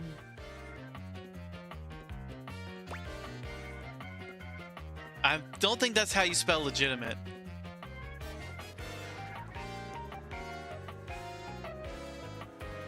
Heard it here first. Ashwood's criminal empire. It's Bobby's criminal empire. I'm just part of it.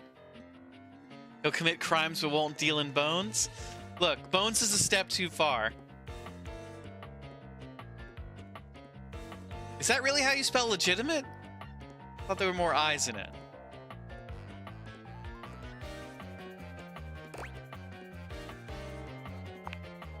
What? But the point of that is so they don't have to ask questions. Am I a business pin? Yes. Is that business legitimate? Also yes. It's real simple, baby. They called me baby. But all right. If the nameplate ain't selling you on the vision, check this out. How quickly we went from no crimes under my roof to active crimes in my office. I call it funny money, honey. They called So me we tell honey. people I'm a finance pin. My scam HQ, the office, really sells people on the whole thing. I make a bunch of fake degrees and licenses and all that. They bring me the money. I take it. Then we tell them that I invested it, and it's totally making a bunch of money, and they just gotta be patient. Meanwhile, we get some more suckers, take their money, and give it to the old suckers. We just keep finding new suckers to keep the scam going. It can't fail.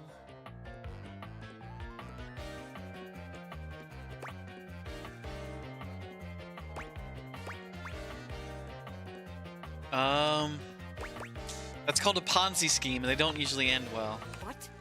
You're telling me someone else has done this extremely brilliant and original scam already? That's impossible. There's no way. Look it up sometime, you'll see. No. A busy and successful gangster like myself doesn't have time for research. That's nerd shit. And time's money. Seems like the office just ain't gonna be the place for us. But hey, that's okay, baby. A gangster like me is flexible. So here's your hint for our next I love them potential too. location. Darkness. Scary. Spiders. Get out, baby. They'll be in the attic. We need to go to the attic anyway.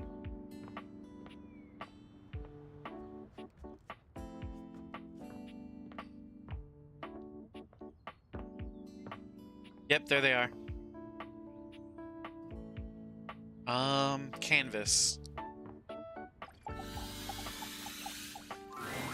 A marble Adonis regards you with a critical gaze, completely unembarrassed to be wearing so little in your presence. He gestures to the room around you, wrinkling his sculpted nose. Oh, a preponderance of dust. Oh. Art. I'm so glad you're here. As the owner, the curator of this house, I feel this must be brought to your attention. Just look at that. The dust has created almost a cake-like texture. Makes it next to impossible to divine any detail or subtlety the piece may possess. Oh, I see it. Heinous. Truly unforgivable. Oh, well, it's not as bad as all that. Perhaps it indicates a gentle lack of attentiveness, but that can be remedied. It's not like it's a red wine stain or sun bleaching, or, and may we be preserved from such, Hey, Dane. Welcome in. with a new box of markers. Anything but that. Dust is entry level. But even so, we must remain vigilant.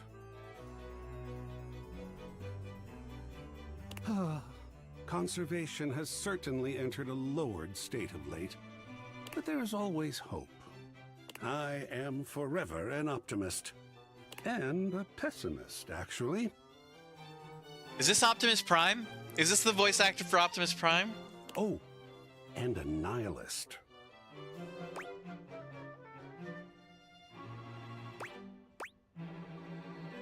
Okay, wait, how can you be all those things? What aren't you? Excellent query. I am art. All and sundry, great and small, art. I am a towering intellectual achievement of profound psycho-spiritual depth. He's all the ists? I am a wonderfully ridiculous and whimsical court jester to you, the monarch. I am a passionate, sensual bacchanal. Ooh, a sensual bacchanal. I am a reckless, devil-may-care risk-taker. He sweeps his arms in a grand gesture, striking a pose that makes him look like the ancient statues he's modeled after. I am art. Sacred paint, I just love introducing myself. Wasn't that fun? Hell yes.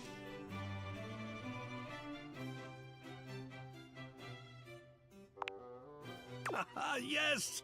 Oh, your enthusiasm is delicious. I swear if I could eat enthusiasm, I would. I think it would taste like rock candy. Perhaps you'd be enthused about one more thing. Sure. It's my next big project. What is it? I have fully invested myself in the project of turning this house into a gallery. It is by no means required, but for several reasons, I would love your input and assistance. Would you care to join me? I've never had a co-curator before. I'd love to. Sounds like fun. Yes! Oh, I think so too. A lot of work, perhaps, and it might even become emotional.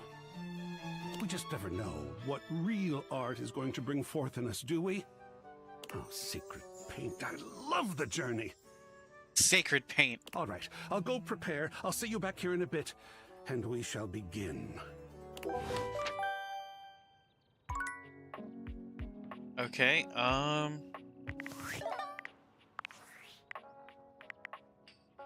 Attention, jackasses!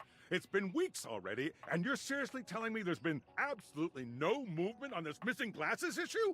Miss used to Maybe sleep. I haven't Have a made great myself night, Mist. crystal clear. We probably won't be Nothing going for too much else longer. Matters. You get me? Your expense reports, corporate retreats, PowerPoint presentations, I don't care about any of it.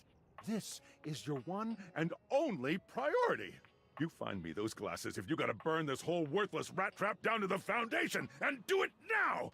Secretary Dawson at the Pentagon is breathing down my neck, and his breath stinks like flaming garbage! You think shareholders are bad to piss off? You do not want to screw with the U.S. Department of Overseas Violence, get me? We're all gonna end up buried alive in some desert somewhere! Find me those glasses, now! And who the hell came up with the 15% off transparent items promo? No consumer buys anything based off of how transparent it is! Find me whoever came up with that crap and fire them. David.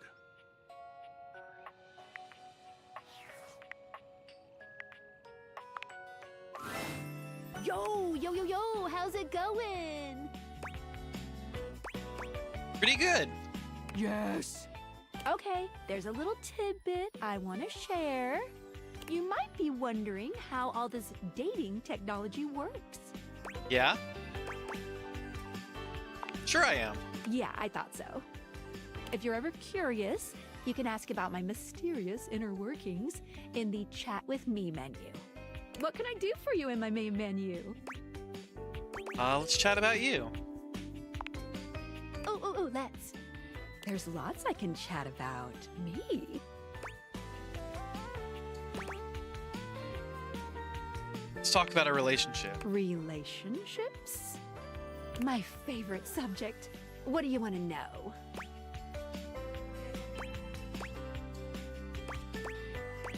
How do I get you to have feelings for me? Oh, you want to date me, eh?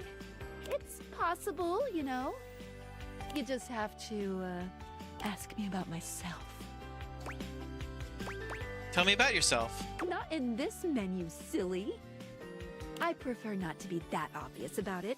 I like to be wined and dined. Hey, Squiz, welcome in. How you doing tonight? It's the chat menu. What do you need? I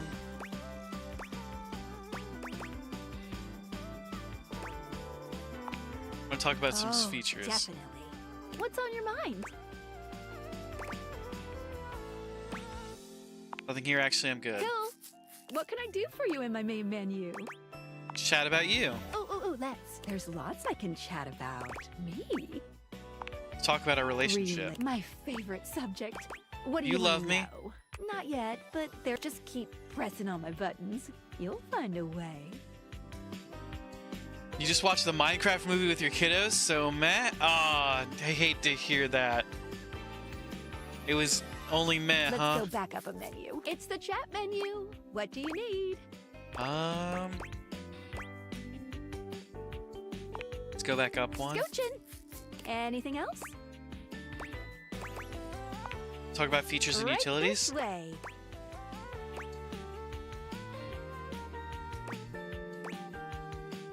I'm gonna switch some Gotcha. features around. Let's get crackin'. That's all for now. Let's leave this menu and go. What can I do for you in my main menu? Let's chat about you. Oh, let's. Thought it was better than it should have been, but I feel your pain. You survived, but they did a good job for what it was. It doesn't look like a movie that I need to see. There's lots I can chat about. Me? Oh, my favorites. What do you want to know about my lore?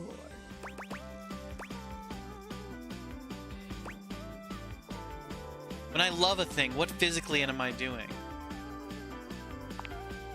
When a dateable object falls in love with you, it might speak to you in terms of what a human might think of as sex. It's not. It's more that your two consciousnesses are intertwining in the vibrational ether caused by the focus of my lenses. Basically, you're not having sex with your furniture. Okay, good. Okay, what if I want to have sex with my furniture? You can do that on your own time. I don't need to see that. What did you think about that? I think that makes perfect sense. All right. Ooh, my suspension just gave a little wiggle. Ask JD? Oh no. Oh no. Skylar shows you her dateviators, turning them so that you can see her suspension of disbelief. Skylar's suspension seems buoyed somehow, happier than you'd last seen her. You believed in her again, so she feels even stronger. Thank you for that. It really means a lot to me. Shit. Okay. Shit. We've got to figure out how to date Skylar.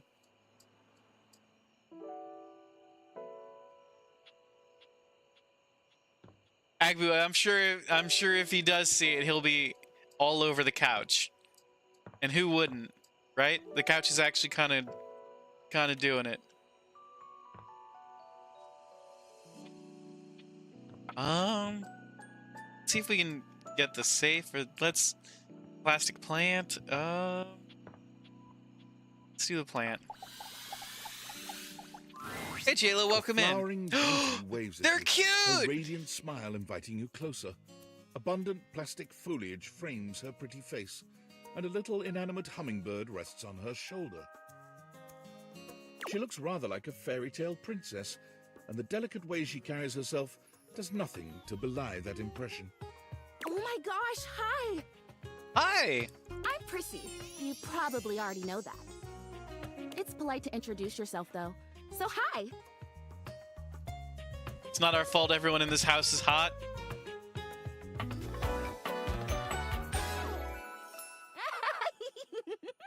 Prissy Plastique. This is so funny that you're standing there. Oh, her voice actor sounds familiar. Who is it? Did we finish Peak? We got to the 3rd level.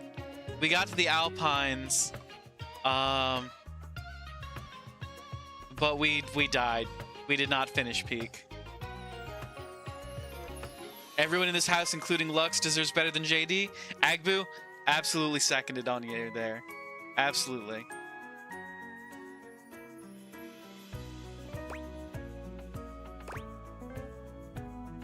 I know, I'm laughing too. As I was sitting here, imagining how wonderful and helpful it would be if someone was suddenly standing there, like exactly where you are. And then boom, here you are, like magic. Hate Lux, so they definitely deserve better than JD. I too can't stand Lux.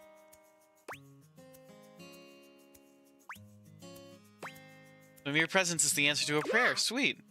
Well, no. I mean, kind of. You're definitely great. Probably. But in my imagination, the person standing where you're standing also did stuff. Okay, what kind of stuff do you want me to do, Prissy? Makes more sense. What kind of stuff? I need you, please, to flirtalize me. Flirtalize? I'm in. No idea what that I is. get your confusion. It's totally understandable. Here's the thing. I am a plant. Yes. You look plant-like, yes. Plant-like? I mean, what that isn't a plant looks plant-like. I suppose paintings of plants look plant-like, or those big plastic hanging privacy curtains that are supposed to look like walls of ferns, that's plant-like. Oh no. Are you telling me that I look like that? That I look fake? No, Prissy, you don't look fake. You look beautiful. You know, actually, now that I've asked, I take it back, because I don't want you to answer that. No. I don't like it very much. No, Prissy, it's fine. Just in case you hadn't already deduced this, I am made of plastic. That's fine. You know. I know. It is the great, confusing injustice of my young life. Even saying that word. Plastic. Ugh. Anyway, I am made of plastic. I would really rather not be made of plastic. I would rather be a real plant. I want to grow. I want to reach for the sun. And I want to feel the photosynthesis in my leaves. I don't actually know if I can help with this. Right now, I mostly feel dust in that Labreeze, your room is clean now, smell good spray. Which doesn't actually smell that great, if I'm being honest. How does Flirtalize fit into all this? Fertilizer! Right, yes, thank you! See? Keeping me on track. You're already the perfect person to help me. The Flirtalizer is the result of months of dedicated study on my part to find a substance that will, drumroll please, make me real. Prissy presents you with a green jug, covered in pictures of flowers aggressively mugging for the camera. This is about what you expected from something called Flirtalizer. Real? Like a real live plant? Really. Cells, leaves, the whole 9 yards. Hey, Scene, welcome in. This game's a lot of fun. It's really cool. done so much research. I can't even tell you. And this is the answer. The gold standard for making plastic into chlorophyll. It's all over your Steam page, not sure why. Is it on sale for the roots and then stand back and watch the Steam magic. sale? It just came out. So I wonder if that's it.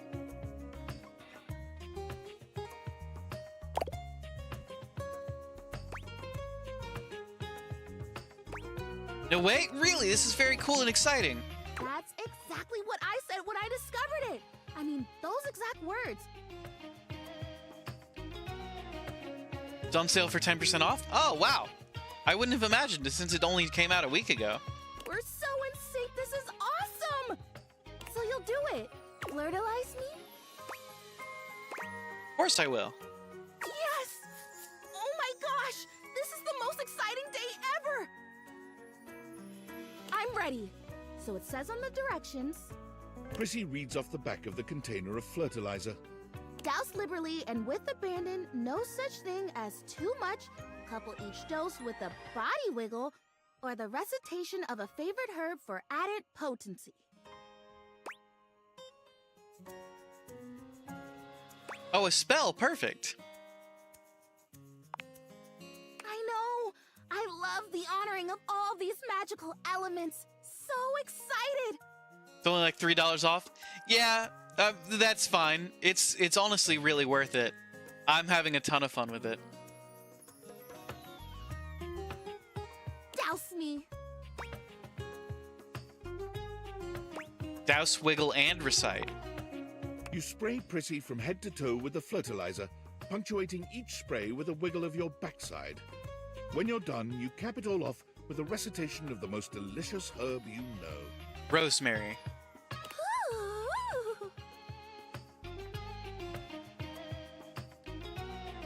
How would I explain this game? It's a dating simulator, but with 100 hotties. I think I feel it working. It is. Every object in your house is its own personality, has its own personality and problems, and you have to navigate them to date all of them. There's this really strong tingly sensation. Is it more for comedy or more for adult? I'd say 7 out of 10 comedy, 3 out of 10 adult. There are definitely some adult situations in it. Especially when you start talking to the bed and Benoit. Benoit is actually a conglomeration of sex toys, but that's like only a couple of characters are super into that. More characters are comedy based. Like, this is a plant that wants to become real. The spell you are casting definitely gets my vines all twisted up. You take a moment to inspect Prissy. There is also Looks a bit content shinier, controls. but You can also otherwise turn the off same the as adult before. content, I think. But aren't plants real? This is a plastic plant. Her name is Prissy Plastique. Do I look different? I don't feel different. I mean, I feel wetter, but that's probably just from all the dousing. What do you think? Do you see anything? Can somebody look up the voice actor for Prissy for me real quick? I want to know what else they've been in.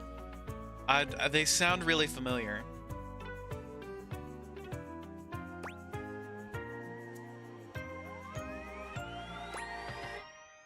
Do I be honest or do I lie?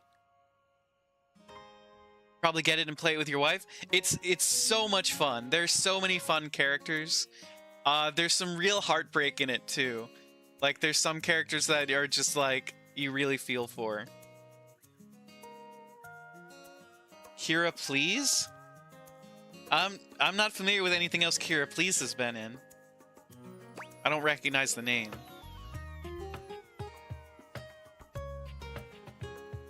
I don't want to lie to her. I don't think it did anything. It's okay. I'm okay. This this was a result of a lot of research and a lot of investment. Like, heart investment. But it's okay. Her other major voice role is from Cookie Run Kingdom? Never heard of it. Because it was also my first real attempt, and all great endeavors have failure before they have success. So, I'll try again. Hey, would you be willing to help me again? If I need it? Totally, you're fun. Thanks. I am fun. Well, I better go dry off. Don't want to risk mold and mildew.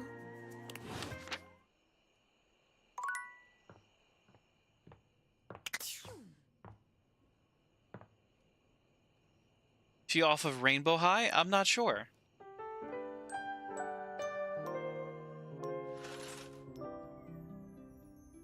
Okay,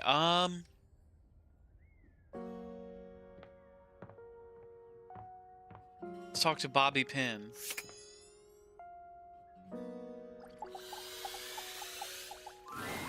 The attic is dark and cold. That's to be expected. What you don't expect, however, is that Bobby has company before you get here. I don't know if you've seen that show or not. I have not seen that show.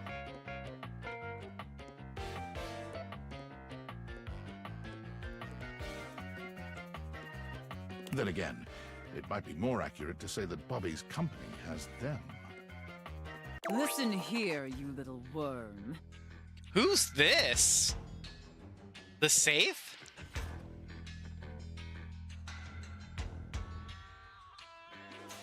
Bobby's given early Adam Lambert vibes. They're really cool. I love Bobby. They're awesome. But I want to know who this is. You think you can just slither into my attic and start helping yourself to my real estate? No, I... No, mistress. Oh my. Okay. No, mistress. Safe or security alarm? I think they're my safe, but oh, mistress, huh? No, you spineless, pathetic little pin. Nothing happens in this attic without my say-so. You understand? You will not be playing pretend gangster in here without my express permission, you sniveling, lowly little maggot. Okay, let's be cool to Bobby. The safe casts her steely gaze towards you, and you could swear the room has gotten 10 degrees colder. Another uninvited guest. Why don't you go explain to them that you will not be conducting your business here? She has keys in the arm. It must be a safe. I think so too. And I'm guessing that her dress is made out of bearer bonds and jewelry. I don't know what her cat o' nine tails is made out of. Looks like coins. And oh, she's got gold bars around her necklace. Yes, ma'am. Good, Pin. Don't disturb me again, or I'll have to punish the both of you. And it won't be the fun sort of punishment. In the middle distance, a confused sound Who's comes this? from a new My wallet? object. What now? Nobody you need to worry about, my angel of accounting. No one of worth or consequence. I fucking love my wallet. Oh, I see. Bobby lowers their voice, doing their best to appear entirely unbothered by the conversation you just witnessed. They try to strike a casual pose, leaning one arm against the wall, but they accidentally hit a spiderweb and shriek. Goddamn! They look back towards Sophia and lower their voice again. Welcome to the attic. Potential future site of the Pin criminal empire.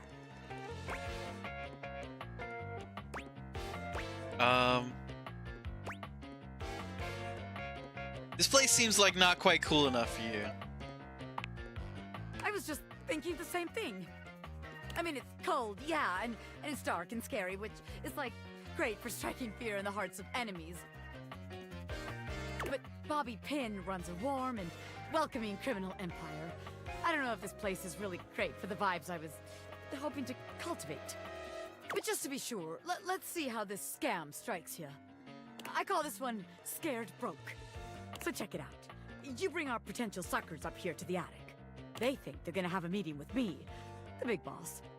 We keep them waiting a while, a good 20 minutes or something, and you keep reassuring them I'm coming.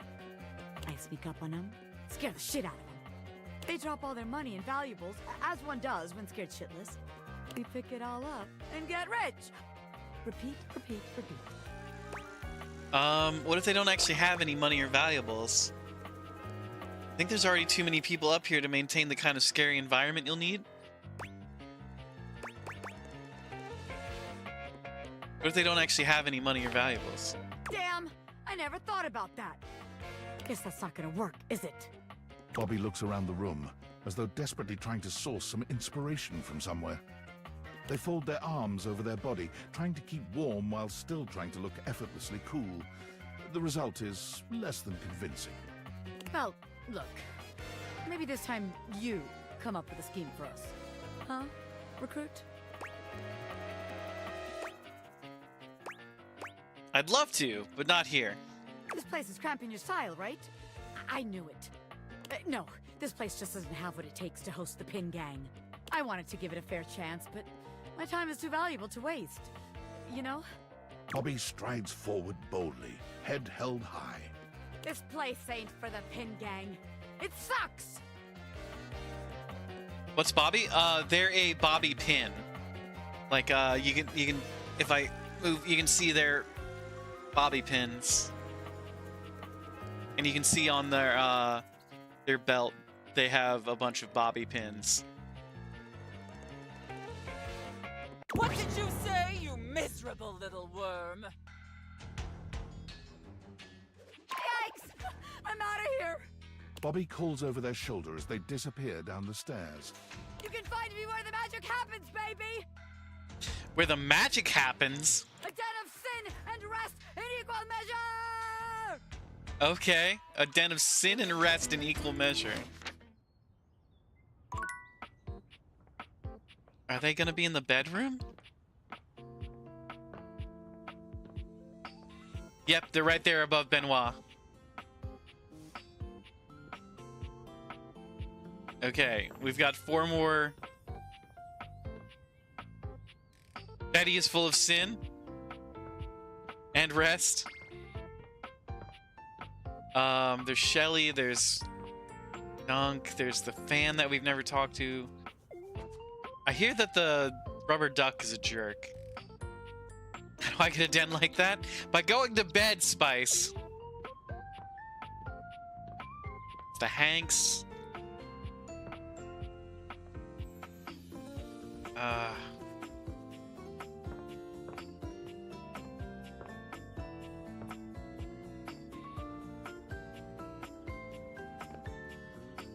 I kind of want to call it a night. I'm exhausted.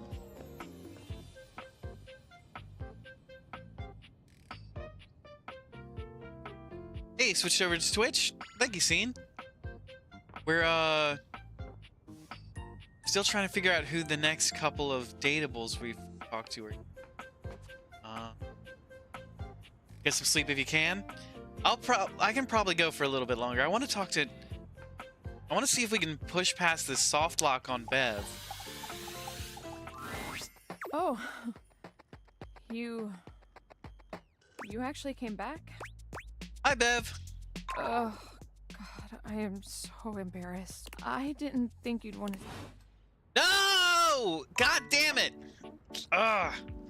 Every day, it's a waste.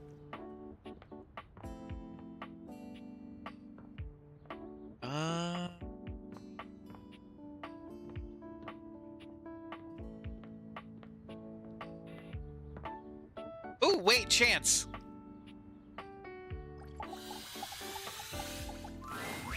My master of the mystics, you have appeared before me as you had promised. Yeah, I totally didn't forget about you or anything. Uh-huh.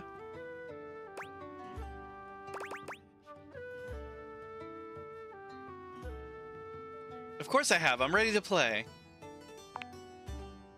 I'm so glad you're here. I knew you wouldn't let me down. I rolled a crit on my insight check of you. Before we start, here's your character sheet. You will be playing the mystical enchanter by the name of Dewey de Seymour, a hapless apprentice studying at the Arcana Mystica of the Bookshelf Bluffs. Dewey Decimal? Like Dewey Decimal System. Dewey Decimal. Dewey Decimal. Looking at your character sheet, you will notice that you only have 40 health. Don't worry, it won't be that bad.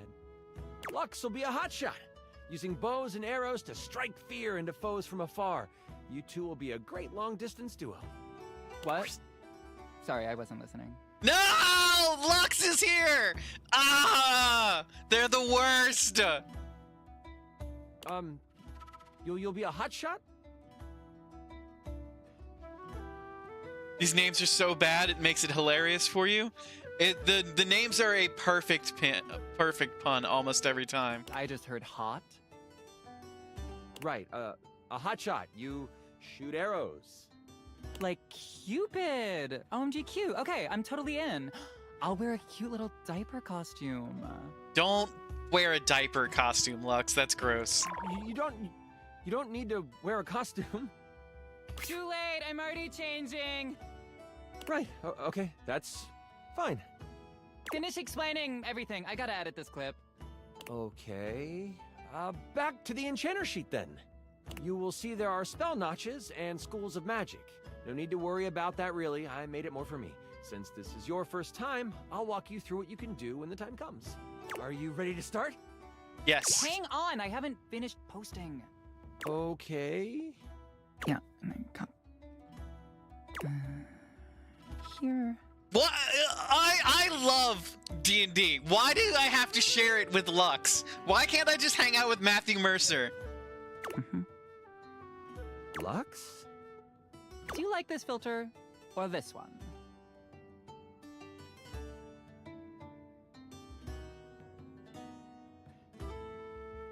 Lux is the worst. We're going to start.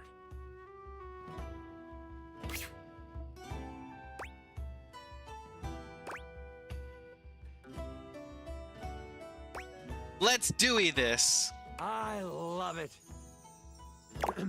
We start our adventure Look how in the cute study of your mentor, High Enchanter Melville.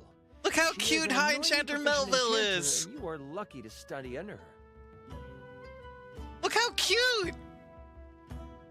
Only Enchanter Melville is also a hoarder. If you ever needed a magical trinket or a mystical doodad, Melville most likely has it. And after 2 years in their care, you are still relegated to dusting these relics while Melville gives lectures to the spine of enchanters. Except for me, I'm famous. Sure. OMG, I love this game already. Continue.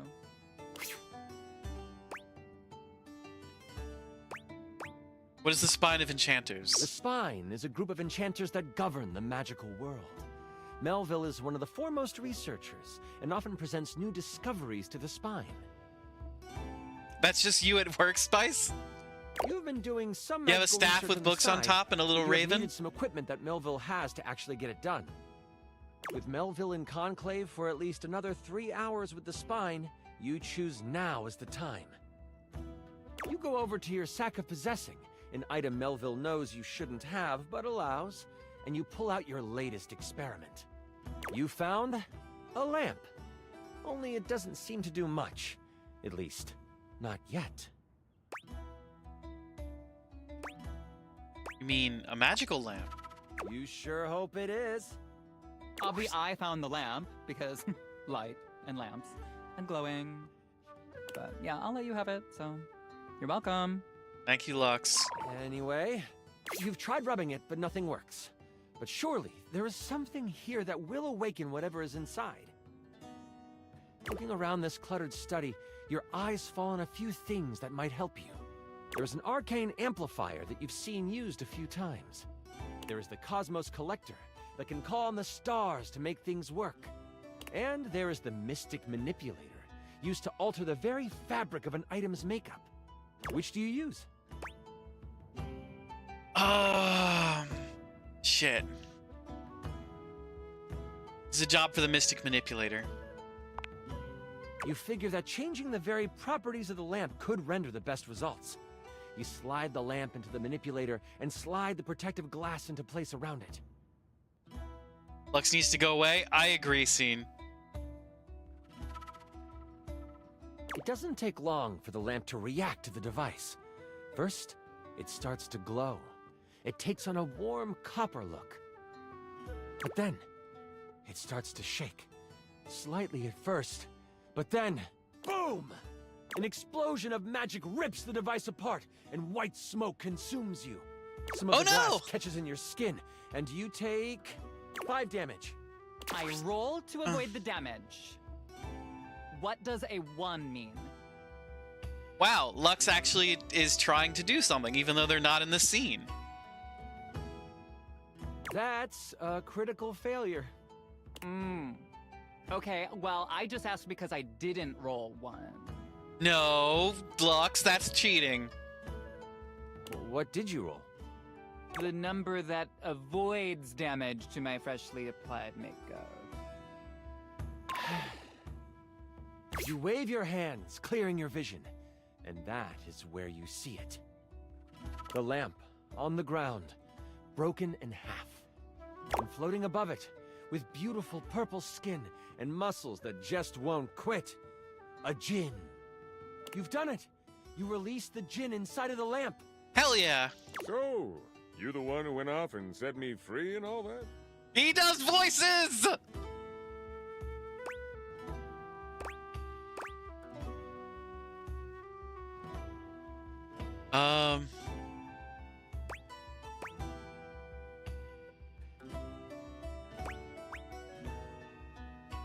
I don't like any of these.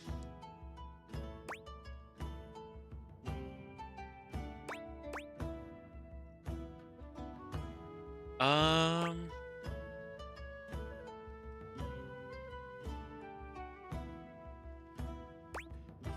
can thank me with my wishes? Hell yeah, I did. Give me my wishes.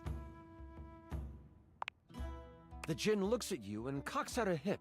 This one has attitude. Ah, so we're going with rude instead of grateful then, huh? Got it. None of my choices were anything but rude. They then look down at the broken lamp. And the one who has the lamp gets the wishes. Except there is no lamp, is there? Can't you be nice and just give me my wishes anyway? I'm good. Thanks for the jailbreak. And with a whirl, the djinn flies out the window and towards the woods. You realize that this is bad. Oh my god, can I just say that this is like terrible writing? What? Lux, shut up! Like whoever wrote this did like a terrible job. No offense. You do know I wrote this one shot, right? Wait, really? Oh, wow. Okay, yeah, and I was totally joking. I hate you, Lux. Because it's so creative and original. Do you mind? Wow, relax. I am just trying to give you a compliment. Moving on.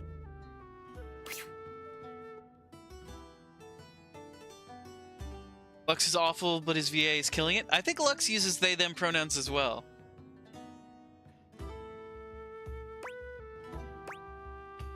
I'd have to double check that.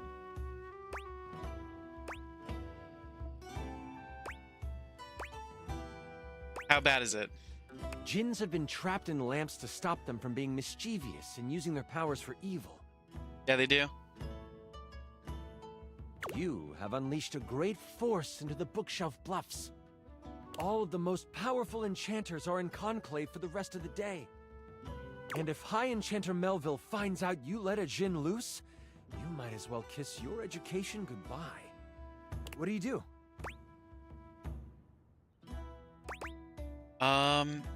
Melville can't find out. Time to clean up my mess and catch the djinn. Using a quick spell to sweep up all the glass and metal, you quickly tidy the study before rushing off to prepare to catch a djinn. In your dorm, your sack of possessing over your shoulder, you start to think about what you might need. But you don't have a ton of time. Your battle wand, of course. You also grab your Tome of Terrible Creatures. Tome of Terrible Creatures? Flipping through it, you make sure you find the chapter on djinns. One paragraph stands out to you. It's about metal and the way djinn react to it. It's something to come back to. Oh, don't forget your ringing rock. Someone might call you. You know you can't hesitate for too much longer, so you decide to grab one more thing. Do you want the large red mystery potion? Oh, there is a box with runes sketched into it. It looks like your roommate's. But it also looks powerful. Maybe this will help?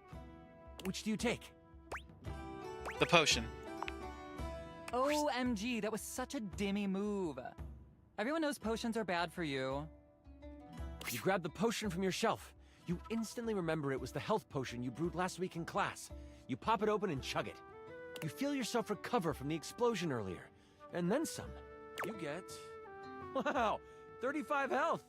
35 health? With strength coursing through you, you head out the door and toward the woods. I just doubled my max health. Don't worry about me or whatever. I'm on a cleanse anyway.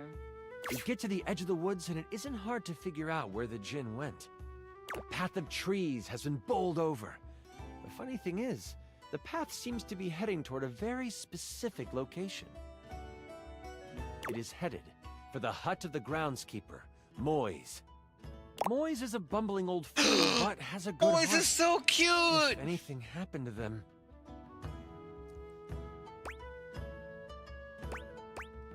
Oh no, not Moise! Well, I won't let it. Time to get a move on. You race through the woods toward Moi's cabin. Right on the edge of where Moi's cabin would be, you see Moise. They are tied to a tree, but they aren't resisting. A tiny gnome, Moise has always been kind to you.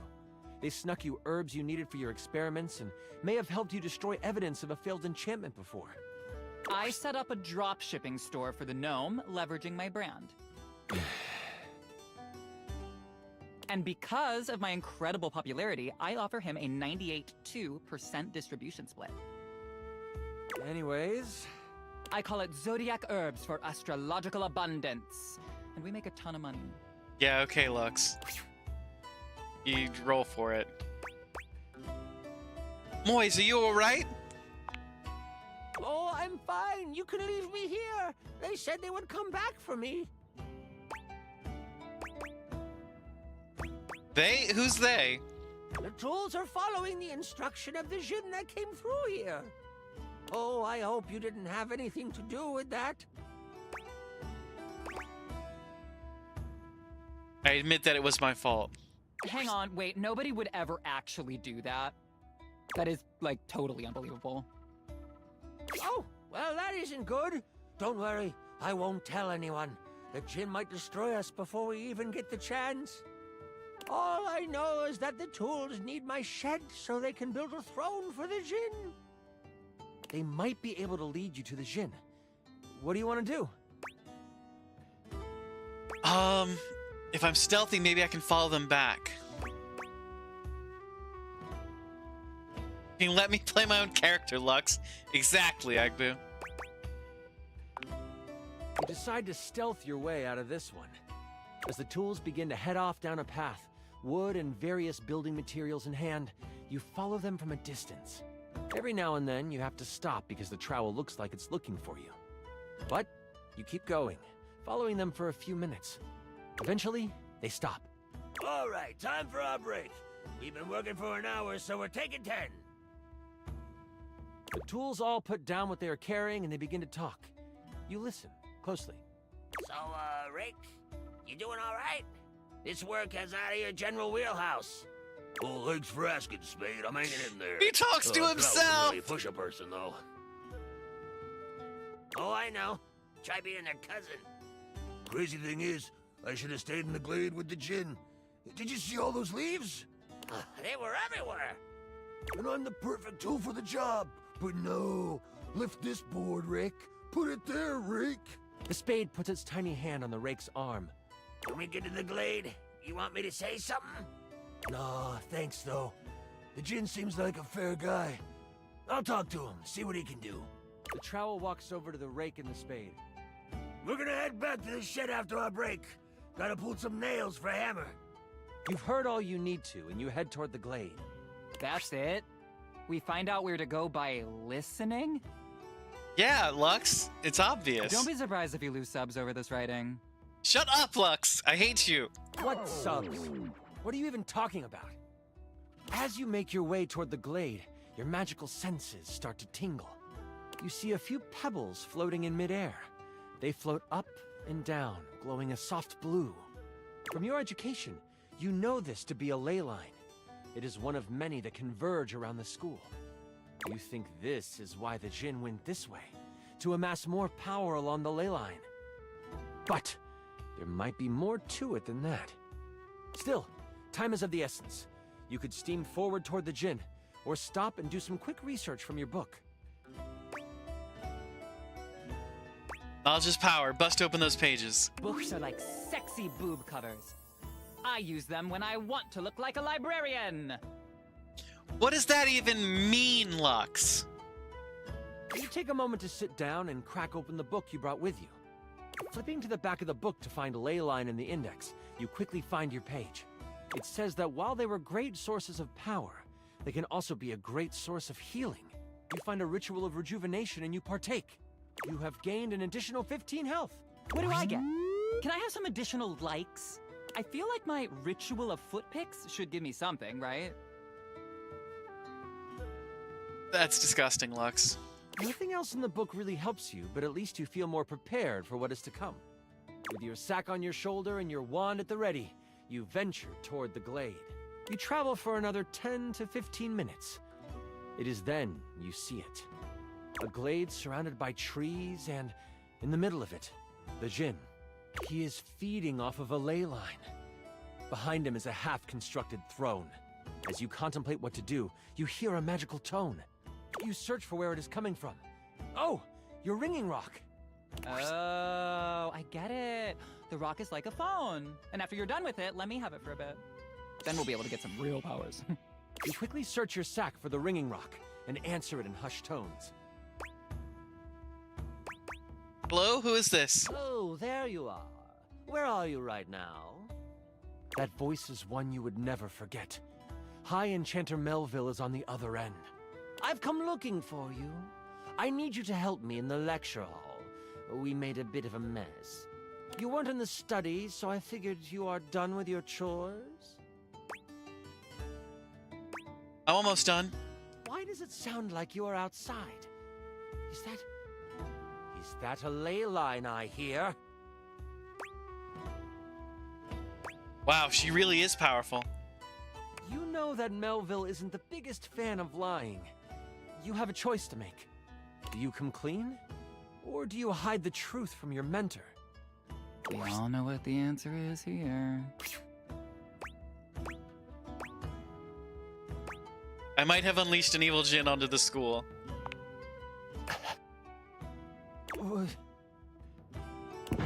What? I just want to go on the record saying that I had nothing to do with this. I'm taking my NyQuil and crashing. Have a good night, everyone. Feel better, Agbu. I hope the NyQuil does its job. The ringing rock gets so hot you can barely hold it. And let me guess, you're off trying to capture it on your own, aren't you? You hear her signature mumbles along with some choice words rolled in there. All right. Listen closely. You need to bind this stupid thing. If you do exactly as I say, you should be fine. Mess it up, and you will be blown to bits. Got it? You listen closely, taking every action to memory, and even repeating it back to Melville. First, circle the area with soil from where you stand. Then, begin an ice spell, only touch it to the ground. Lastly, recite the haiku of holding. You should know it from class. I'm on my way to you, but you must do this first. Hold tight. I'll be there soon. Okay. Soil, circle. Ice spell. Haiku of holding. And don't expect to get off easy. The ringing rock disconnects. She hung up on you. None of that matters now. You have to complete exactly what she says. You start to follow the steps set out by Melville. The first thing you do is... I saw this trending. It's a circle of salt or something? Soil, Lux, soil. Circle the area with soil. You grab a pile of soil in your hand and staying tucked in the trees, complete your circle. The next step was to start what kind of spell? Ice spell. It's Leo season, and that is a fire sign. An ice spell. The bitter cold pulses through your finger. You touch the dirt and hear it snap together. Now, the last step. What did you need to recite? The haiku of holding. Weird, hard magic system. I don't like it. Do you, chat? There is no chat! A haiku of holding. It comes to you quickly. It's short and sweet. You hear the spell complete, and you see a dome of magical energy surround the djinn. You hear rustling of leaves behind you. Melville quickly comes by your side. The ringing rock has tracking now? Ooh, that's good for location tags. That's not the point. Can I continue now? Yes. She gives you a smirk and a nod. I see you tamed the thing. The djinn puffs up. Psh, no one can tame me. Melville gets a very serious look on her face. We'll see about that. Stepping toward the djinn, Melville holds something in her hand. It's a lamp. Not just any lamp. One covered in runes and etchings. You'll have a choice, dear djinn. Enter the lamp and be trapped for all eternity. Or join me. What's going on? Melville speaks to you without taking an eye off the djinn. With the djinn by my side, I would be the most powerful enchanter there ever was. I shall have his power, one way or another. Hey, Aku, welcome in. Came for the furniture, stayed for the ashwood. Oh, that's very sweet of you. You came for D&D? It's this is G&G. Something in gargoyles. The lamp starts to glow, and the djinn begins to be sucked into the lamp. Make your choice, djinn, she cackles. Make it now! The djinn, with a panicked look on his face, shouts, I'll aid you! My power is yours! Whoosh! A flash of light overtakes you. You can't see, but you can hear energy most intense flying around. Before you floats Melville. Ah! She is huge. The djinn has fused with her, and she lets out an evil laugh.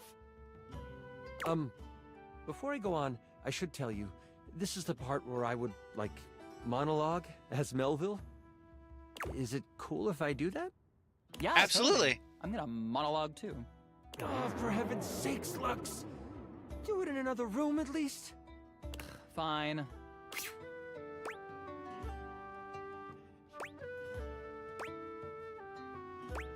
Oh, no doubt. Monologue away. Thanks.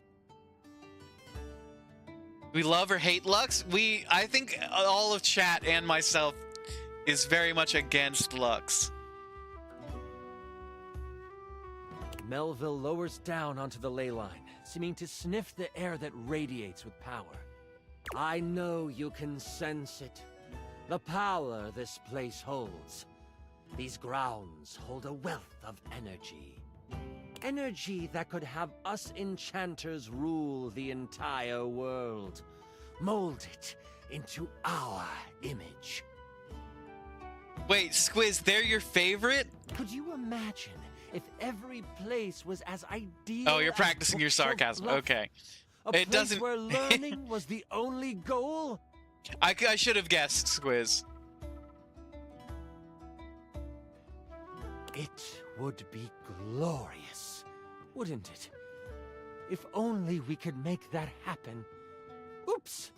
We can! The thing is, we've always been able to. But the idiots of the spine want to make sure we use our magic for good. What's the dice for? That's my health. You clearly need more practice. No, you're very convincing, Squiz. Look, you convinced me and Wolf. What good? The world is full of evil all around us. From the Shoelay shores to Cantalopia, evil is everywhere. But we can make it ideal. I can now make it ideal. What I will do will not be found in books. It will not be found in scrolls. Lapel? I don't think you've seen this one yet, Aku. This is a... See if I can hold it right. This is a, it's a folded rose, sort of, like it's folded flower made out of fabric. So it's a cool little flower. Made out of conjoined pieces of folded fabric. It's really cool. It's one of my favorites.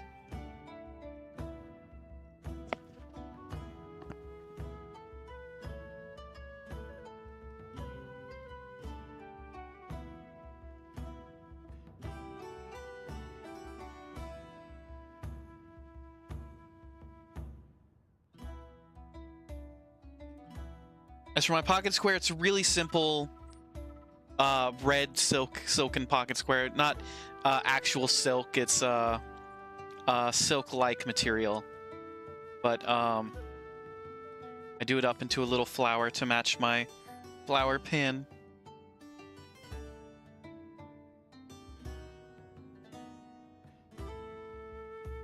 The world will learn the peace we have found here, and I will force them to.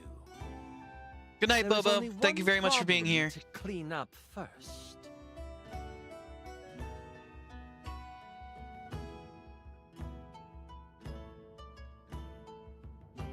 You must be tired. You keep thinking the dice is jazzy?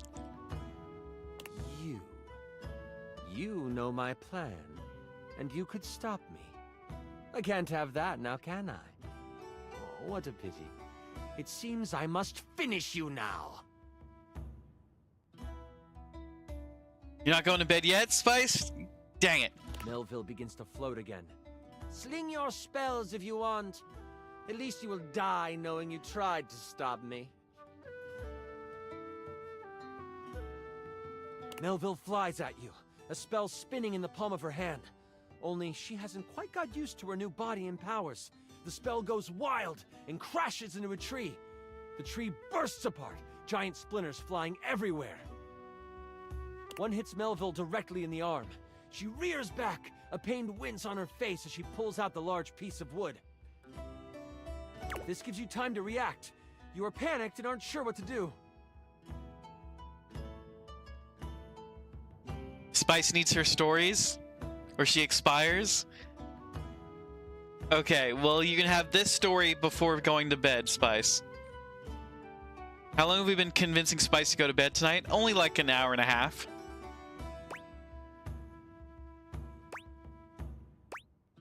Where the hell is that lamp she brought? You sprint for the lamp Melville left on the ground. Upon touching it, you see it is covered in runes. A quick scan shows you they are runes of capturing. Put that down, Dewey. You don't know what you're doing with that. Melville is scared of this thing. What do? I start reading the runes out loud. You are instantly glad you paid attention in runes class. The words come flowing from your mouth like water, and with each word, Melville gets pulled closer and closer to the lamp. Stop! You don't have to do this! I won't kill you right now! It is obvious she has never known humility. This guy's doing a D&D campaign in the game? Yes. As she gets pulled in toward the lamp, you hear a voice next to you. Well, ain't that something? You look away from Melville for a moment, and you see Moyes and the tools appear beside you. The travel groans. You destroyed all the works we done did!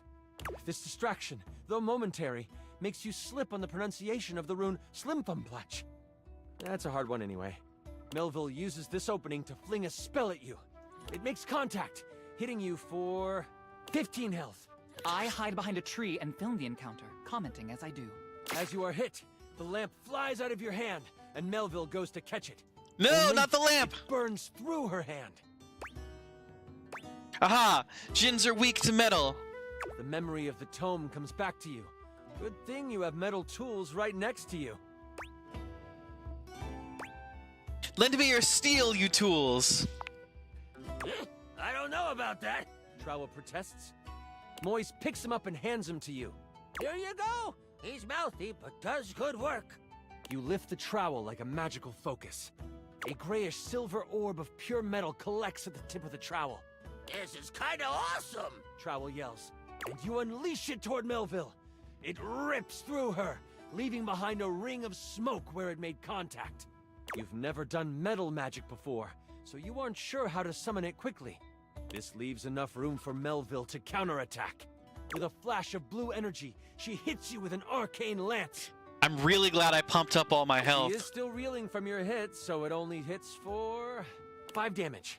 You stagger back, pushing through the pain. You lift your eyes toward Melville, and you see the other tools rushing her. Lux, are you going to help? Someone has to live to upload the tale. I'll be back here. You get a few swipes in before Melville starts to grab them by the handle and snap them in half. In that moment, as if by magic, Moise appears. Moise! Oh, this doesn't look very good. Moise lifts a hand, and vines fly out of the ground to wrap around Melville. It looks like it's holding, until... Kaplow! The vines are thrown off and burst into flames as they hit the ground. Now I have to kill you too! Die, Moise! Melville charges up an energy attack. You have a moment to react before it flies. You have enough spell notches to do your ultimate attack, or maybe a higher level metal spell? Or there might be something else you want to do. I gotta save Moise. I take the hit. Oh, well, crit! You step in front of Moise before Melville can unleash her attack. I step in front of you and strike a hot, mysterious pose. And then I get somewhere safe and out of the way. God damn it, Lux. One of the tools shouts out, "What are you doing, kid?" Take care of Moise for me. No one hurts Moise. You release your hold on the trowel, letting him tumble to the ground. That is all you have time for before Melville hurdles the attack at you. She hits you for... Oh no. I rolled a crit. Oh no. That means she hits you for... Ah, 93 damage! I thought I had enough health to tank the hit! Oh! I'm so sorry. You feel the magic hit your chest. And in that moment, you are known by everything in the universe that ever was or ever will be. The bright light from the attack doesn't burn out. Instead, you open your eyes to find yourself swirling in magical ether. Melville unbound your soul from the earthly plane, but in doing so, released you from pain. Everything is beautiful, and you are in tune with all things. But wait, that's not all. I bet he's making this up on the fly. You are zooming through time and space and existence, and you slam into something, and then it is black. You open new eyes, and a voice in your head tells you that your sacrifice has earned you another chance. Ha-ha! You see the sky. You feel grass under you. You realize you have been reincarnated. But where and who you are is a mystery to you. And that mystery is a story for another time. Way to leave me to clean up your mess, which I am not going to do. My character bows down and becomes a servant of Melville. So, now you are an evil character and the adventure is over. So, good job. But I got like 480 new followers. How many did you get? That was incredible! The way you sacrificed yourself? Yeah! Holy crit! Oh, that was better than I could have imagined. That was... You are perfect. I'm sorry. No, you're perfect. It's super embarrassing. But like, if that's how you roleplay here, I'm excited to see how you might like some other roleplay. Yeah? You passed the cute check, that's for sure. That was such a good session. Listen, I appreciate you so much, and I would love to play with you again. Hell yeah. I'm so damn glad you sat down with me to do this. You're amazing. I need to wind down because that was intense. But please, please, please, come see me again soon. I'd love to have you play with my dice again. Oh, anytime.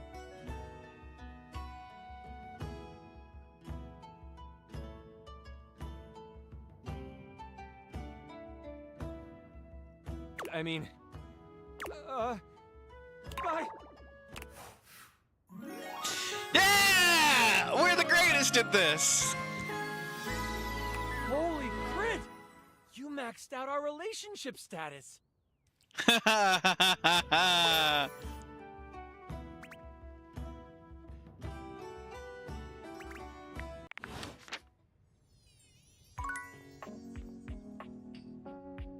Wow, we still got 2 more datables. Matthew Mercer's in love with you, imagine that. Yeah, I know, if only I could get his wife on board. Talk to me, Bev. Okay,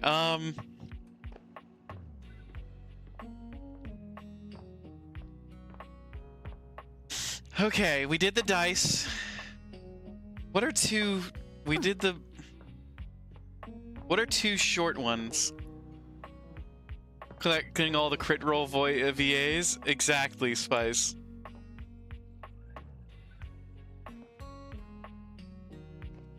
Does his wife play Bev? Yeah, Marisha Ray plays Bev.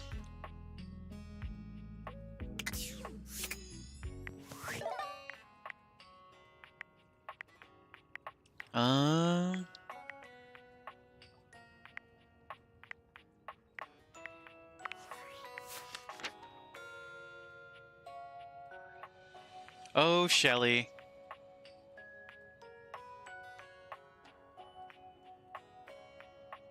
Timothy Timepiece loves us. Oh, let's talk to Dolly. Okay, I guess you got your story.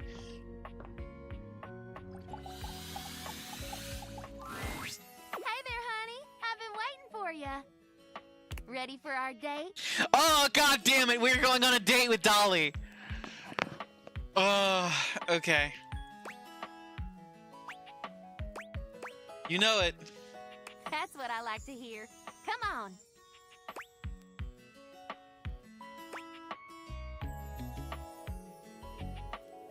Took you forever to figure out how to meet Dolly? I figured it out after somebody said that there was a dust bunny underneath the couch. It took me forever to figure out how to move the couch, though. You said you an idea for something fun to do. Oh, yeah, sugar. I'm taking us somewhere just a little bit dangerous. A little bit dangerous? Nice, I like to live on the edge. Oh, same here. Edges, crevices, you name it. Come on, I'll show you. Where's she taking us? All right, we made it. Isn't The crawl it space? Dolly gestures expansively, a proud smile on her face.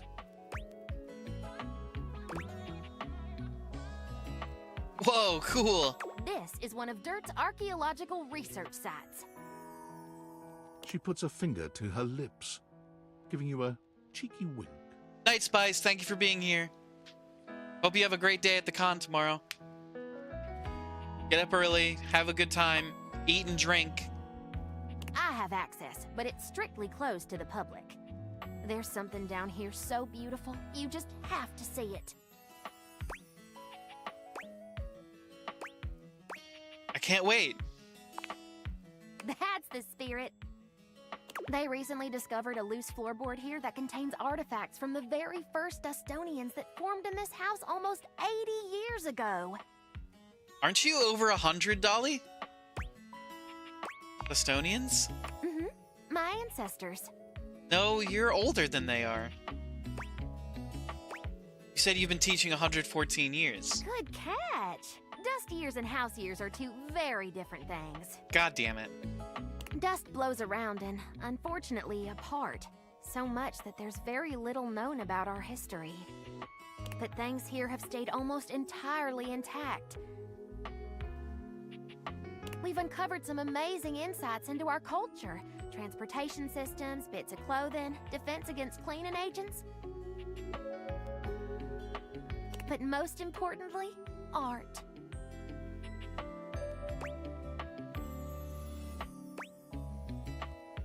Estonian art, huh? That's a new one. Yep, it's why I brought you here. I wanted to share something with you that was truly one of a kind. I'm sure the excavation in the moonlight is a sight to behold. But it's got nothing on this.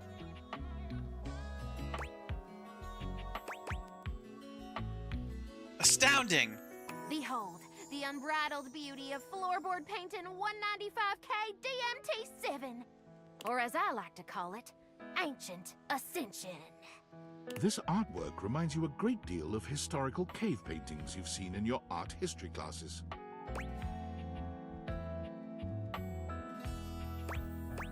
Dolly, this is one of the most amazing things I've ever seen. Thought you'd like it. This is perhaps the oldest known representation of intelligent dust art in the history of the house. Scholars previously thought most ancient dust beings to be primarily drifters, hunters and gatherers with no real rituals or cultural endeavors beyond basic survival. I hope you'll pardon the pun, but this discovery paints an entirely different picture. Ha! Ha ha ha! These ancient dust folks were pretty smart then, huh? Hard to say for certain, but yeah, I think so. This is all a very fresh discovery, and we're unlocking fascinating information every day. And this might just rewrite the history of dust bunnies forever. How so? These Dustonians, as we're calling them, were unlike any ancient culture we've encountered. All we have in terms of written history is after the cataclysm of the mid-century remodel era. But the flooring here is original, and it's not just the paintings that are remarkable.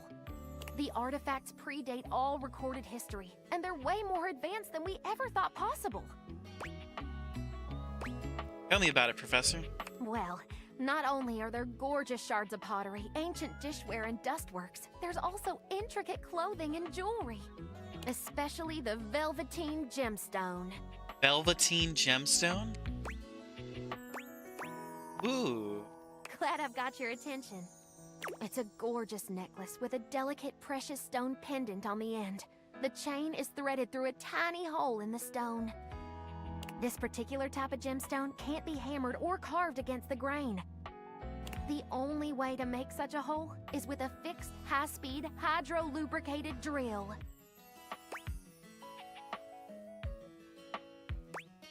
You're telling me these ancient Dustonians had a drill gun? Uh-huh. And there's more. Want to hear more?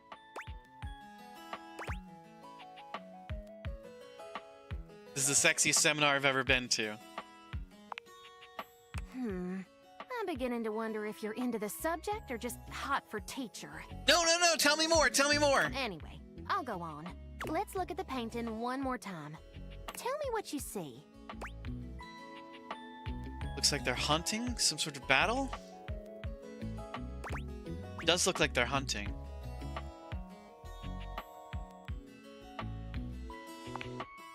Good eye. Archaeologists have been debating the nature of this painting since its discovery. It's certainly some form of violence, either hunting or war. But look closer. Notice any similarities between the hunters and the prey?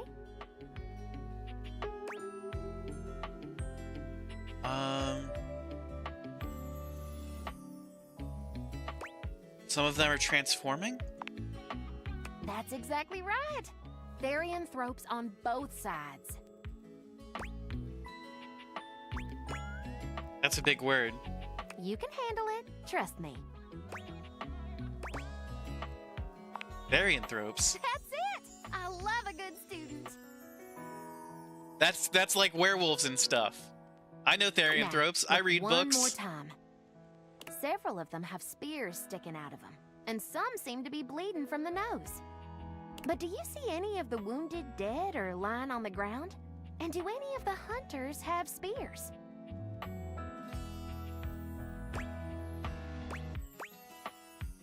No. They don't, but they do have headdresses, pouches, and above all else, Goblets? right! It's still a theory. We can't be sure until we do more research, but there is a small and dedicated group of us that think this is the very first example of psychedelic art in the dust world.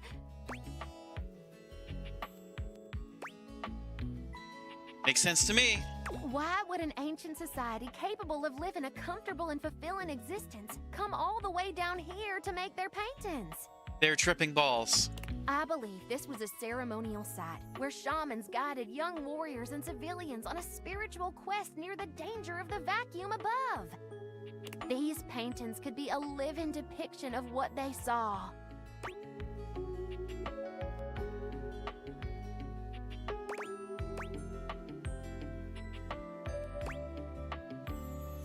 What makes you think there's drugs in those goblets and bags? What do the spears and nosebleeds have to do with it? Most literature on guided shamanistic hallucinations speaks to a sensation of being speared or run through the head, heart, and back. To die before death is a common saying of many ayahuasqueros of South America. This explains why there are no dead Ayahuasquero bodies. is a great The injuries word. are figurative, not literal. Oh, and nosebleeds are a common symptom of early hallucinogenic brews. The research is quite expansive.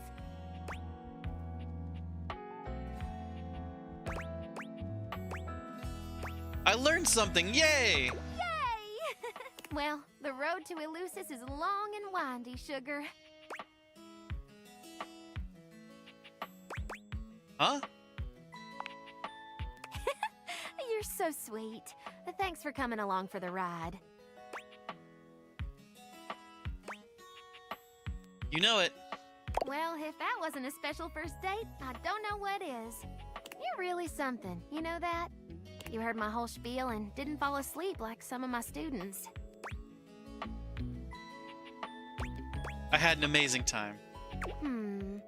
I'd like to see you again if you'd be so inclined. See where this goes? I know I could use a rest. I'll gather our things and get us back out of here.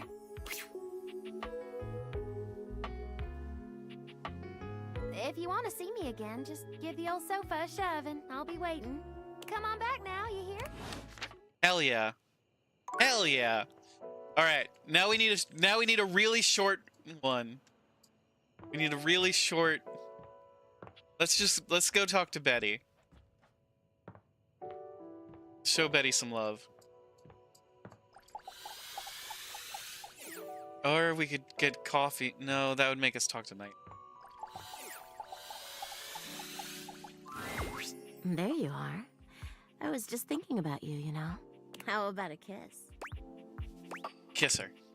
You envelop Betty in your arms, and when she kisses you, it truly knocks you senseless. For a few moments, there's nothing but you and her. You and those maddeningly perfect lips and killer curves. It's hard to stop at just a kiss when it's this good. Yaku, just some But love. somehow, you manage to pull yourself away. It's going to be hard to wait. You won't have to wait long. I'll see you tonight, cutie.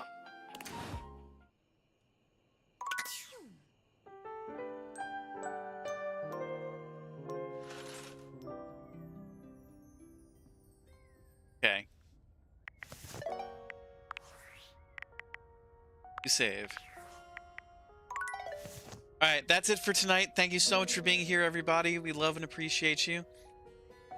We'll get some more time with Bobby Pin, Betty, Bev, all the bees later on. We'll probably not stream Saturday.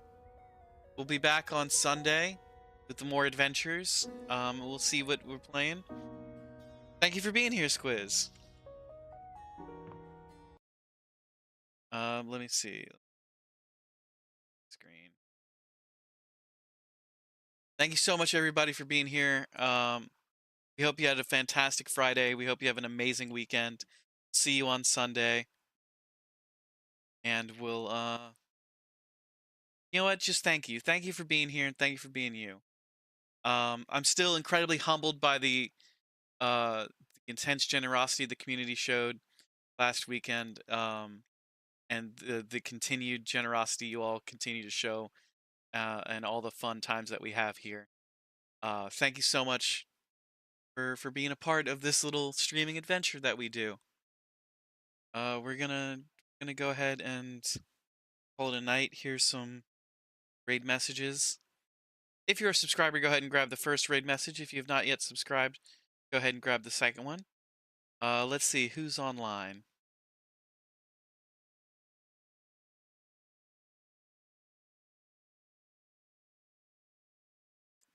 Is on Starlight Road. Hex is online. Dicey's playing Final Fantasy.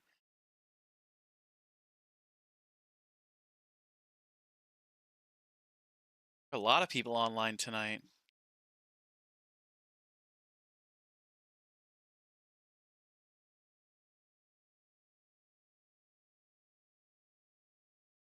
Okay, chat, do we want to see Final Fantasy, Legend of Zelda, or Don't Starve Together?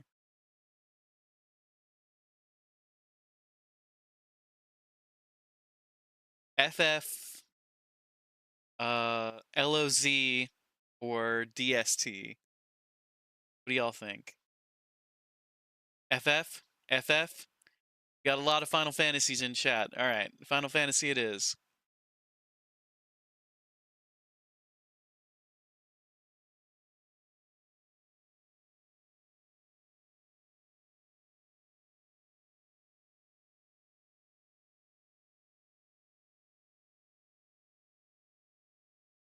Okay, everybody, have a stellar weekend. We really appreciate you, and get some rest out there. Make sure to hydrate, get some good food, and stay fancy, all my lads, ladies, and gentle non-bees. Keep being amazing. And we are out.